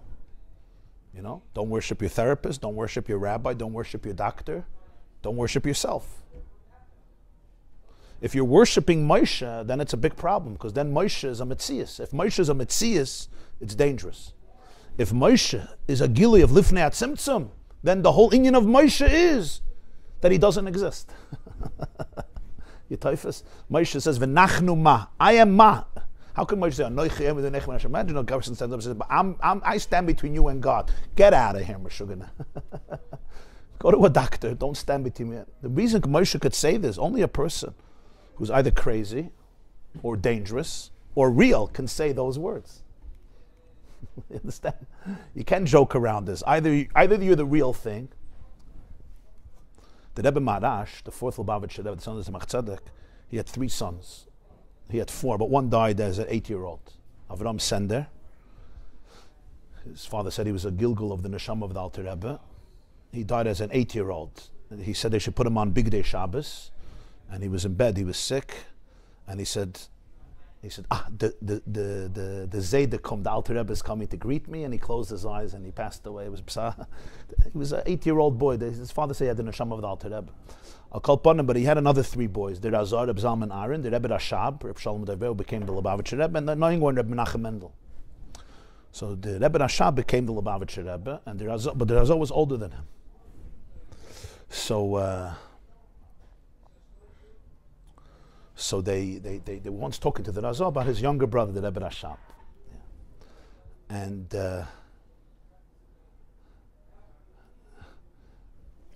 so it was he was an older brother, but he didn't feel that it was his inyan. So he gave it over to his younger brother, the Rebbe Rashab. So they once asked him, how he relates to it.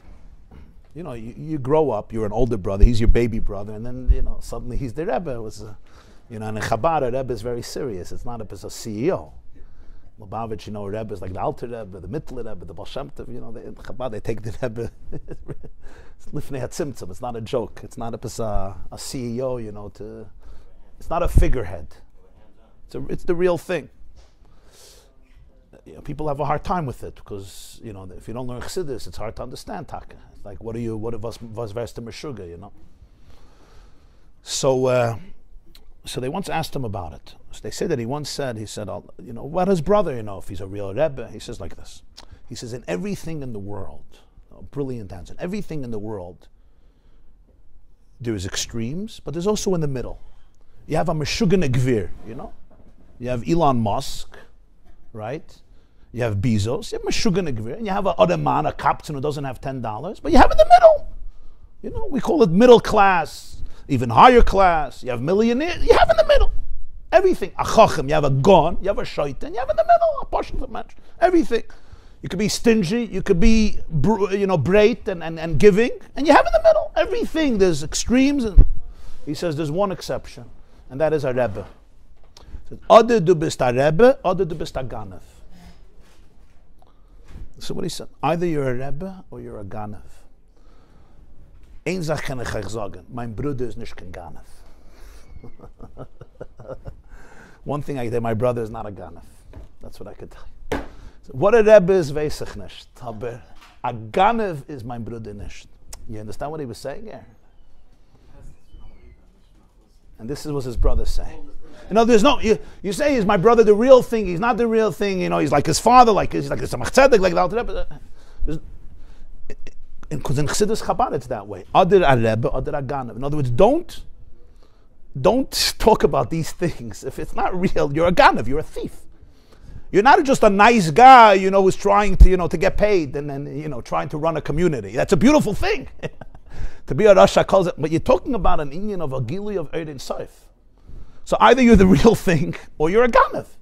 And the first thing of a Ganav means you're manipulating. It's very serious stuff.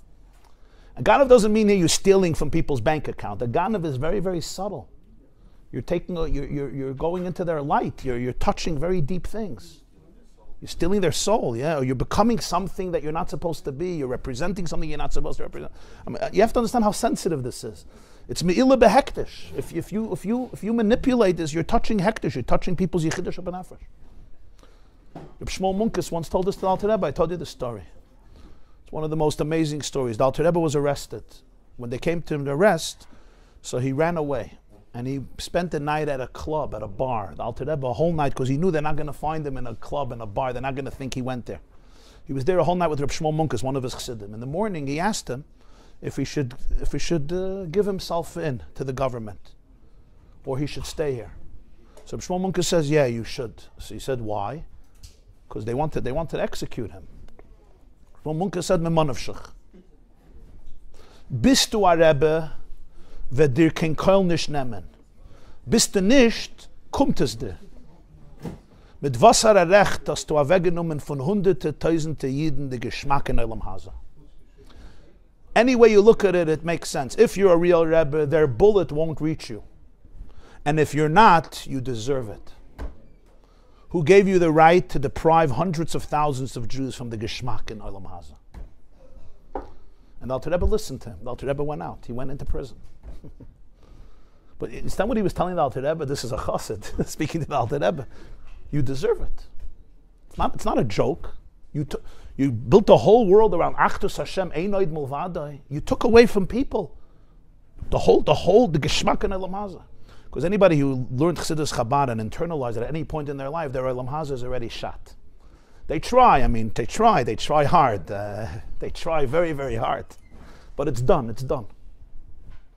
Chabad Chassidim, if they learn Chassidus, they become the most miserable people if they go into Olam Hazeh. It's done. You're finished. Checkmate. There's no geschmack. They try hard. I know people who try very hard. I mean, I also try sometimes. There's no way out. If you took it serious, I'm not talking about it's just part of color war and you're just, wearing a fedora hat. I don't mean wearing a fedora. I mean somebody who really learned Chassidus, took it seriously. Yeah, you lose. You go. You could run the whole world. You could be on a ski trip for Olam Vod. You could make money. You can have all the time. You can have your private plane sitting in your backyard, with everything. So he told Alter Rebbe, who gave you a right to do this to people? Make their Olam Hazeh. Who gave you a right? You deserve it. But this is what the Razah was saying. Adar Rebbe, Adar Aganev. And he says, they wanted to understand if his brother is a Rebbe. He said, I don't know what a Rebbe is, but a Ganev he's not. And there's nothing in the middle. It's not in the middle. You're not a CEO. You're not a good CEO. We don't have issues with being a good CEO. But a good CEO is not Lifnei HaTzimtzum. So that's why it's such a serious thing. It's a very, very serious thing.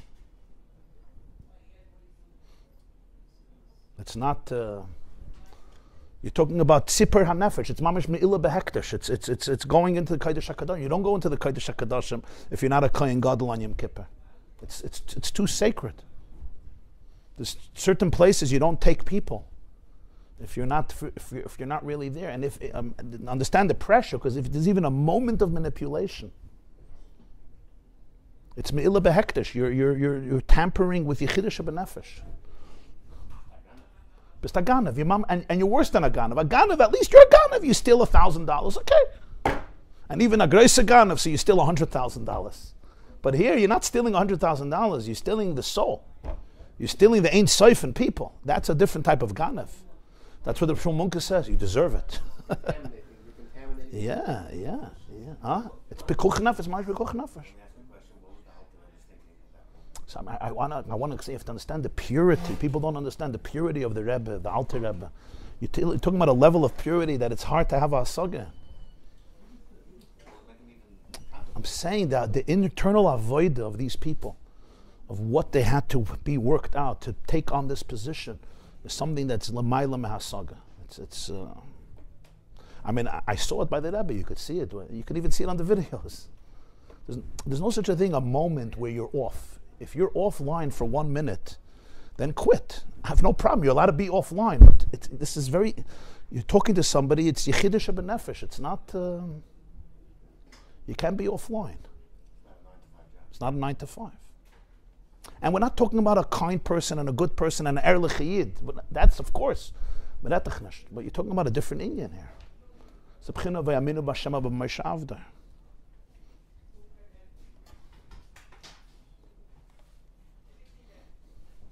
Yeah, this is very emotional stuff. It's very... There was a chassid, his name was Rabbi Yekusia Liepler. He was a chassid of the Alter Rebbe. He's one of the big chassidim. The Alter Rebbe passed away, he went to the Mittler Rebbe. The Mittler Rebbe passed away, he went to the Tzemach Tzedek.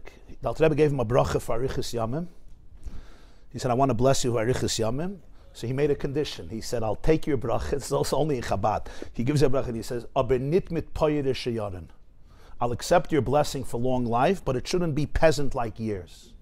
And he tells the Alter Rebbe, Einayim lahem v'lo yiru, aznayim lahem v'lo yishmo, af lahem v'lo yirichon. They have eyes, they don't see a lakus. They have ears, they don't hear a lakus, and they can't smell the emes. If that's going to be my life, don't bless me with Arichas Yamim. Right? Yeah. So the Rebbe once said over the story, Yutas Kislev once, Tavshin Chavav, and he said, I don't understand. A Yid gives you a bracha for Arichas Yamim, the Alter Rebbe. You make conditions? You come to me and say, I want to give you $100 million. I need you to come Monday morning to my office and deposit. So Dreite Meshugana. The Alter Rebbe is offering you a bracha for Arichas Yamim. What are you making conditions with him? You don't want to be a pious, so work on yourself. So listen to this. He says, but you could say the Epler, Chassidus was so real that by him, if it would be Payir Shayaran, it wouldn't be a bracha, it would be a curse. He wasn't making conditions in the bracha. He was telling the Alter Rebbe, bless me, don't curse me. That's the void. He wasn't making conditions in the bracha. I don't want to live if it's... Yeah. Don't do. It's like, I'll give you $100 million, but you're not allowed to talk to your kids ever again. You should koyach, I don't need your bracha. I'll give you $100 million, but you have to stay in my basement, loyal vad. You understand? He's not making conditions in the bracha. After the Mittler Rebbe passed away, he went to the Tzemach Tzedek. After the Tzemach Tzedek passed away, he didn't go to the Rebbe Marash. He went, but he couldn't call himself a chassid. So they said, why not? You went from the Alter Rebbe to the Mittler Rebbe to Tzemach Tzedek, why didn't you? So listen to what he answered. He says, the Alter Rebbe, I gave him my nefesh, ruach, neshama. The Mittler Rebbe, I gave my chaya. The Tzemach Tzedek, I gave my yechid. I don't have anything else to give. Who was that? The Kusha Lepler. I don't have anything else to give. In other words, it wasn't Stamepes, I'm going to sit. I already gave. I'm explaining to you what his kashrus is. Okay. Shengata verbringen euch.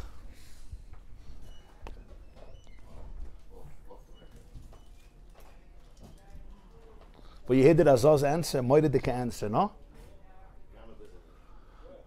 I know my brother is King Ganav nisht. I don't know what a Rebbe is, but I know that he's not a Ganav. He couldn't say it better, basically. If I may ask, what was the... That's called Yediyas Hashlila. Sometimes, he can't know what a Rebbe is, but he knows what a Ganav is, and he knows that he's not a Ganav. That's enough. He doesn't fool people. Not only doesn't fool people, he doesn't fool himself. Oh. The deepest gneva is not fooling people, it's fooling yourself. There are good people, they don't fool anybody, but they fool themselves. That's a much worse gneva. Gneva's das, loy signev, the Simcha Binim of Pshischa once said this. Ganve nicht von sich. Don't. When you don't recognize your gvul, you're a ganev. When you think when you read Zechain that you're only bligvul and you're not gvul, you're a ganev. You're stealing the secret of tzimtzum shalai kipshute from your gvul. You're stealing from your guf the truth, and you're also stealing from Hashem the kavana of the bria. So that's gneva. On the other hand, if you don't know your bligvul, b'stoich ganev. You're stealing from yourself who you really are. You're taking that away from you and from others.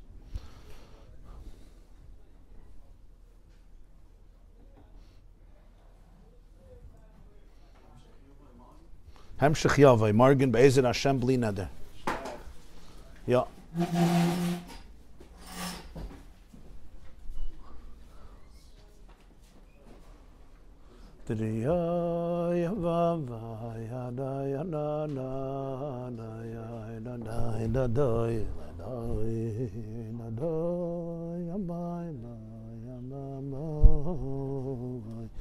Oh ye na na na na na yedere ya da da da da da oh ye da oh ye na na na na na yedere ya ba ya tafasta wir haben schon was mod geredet wegen des kashrus a paar chadashim tzedek dachtzach bam bam bam bam bam bam yo yo yo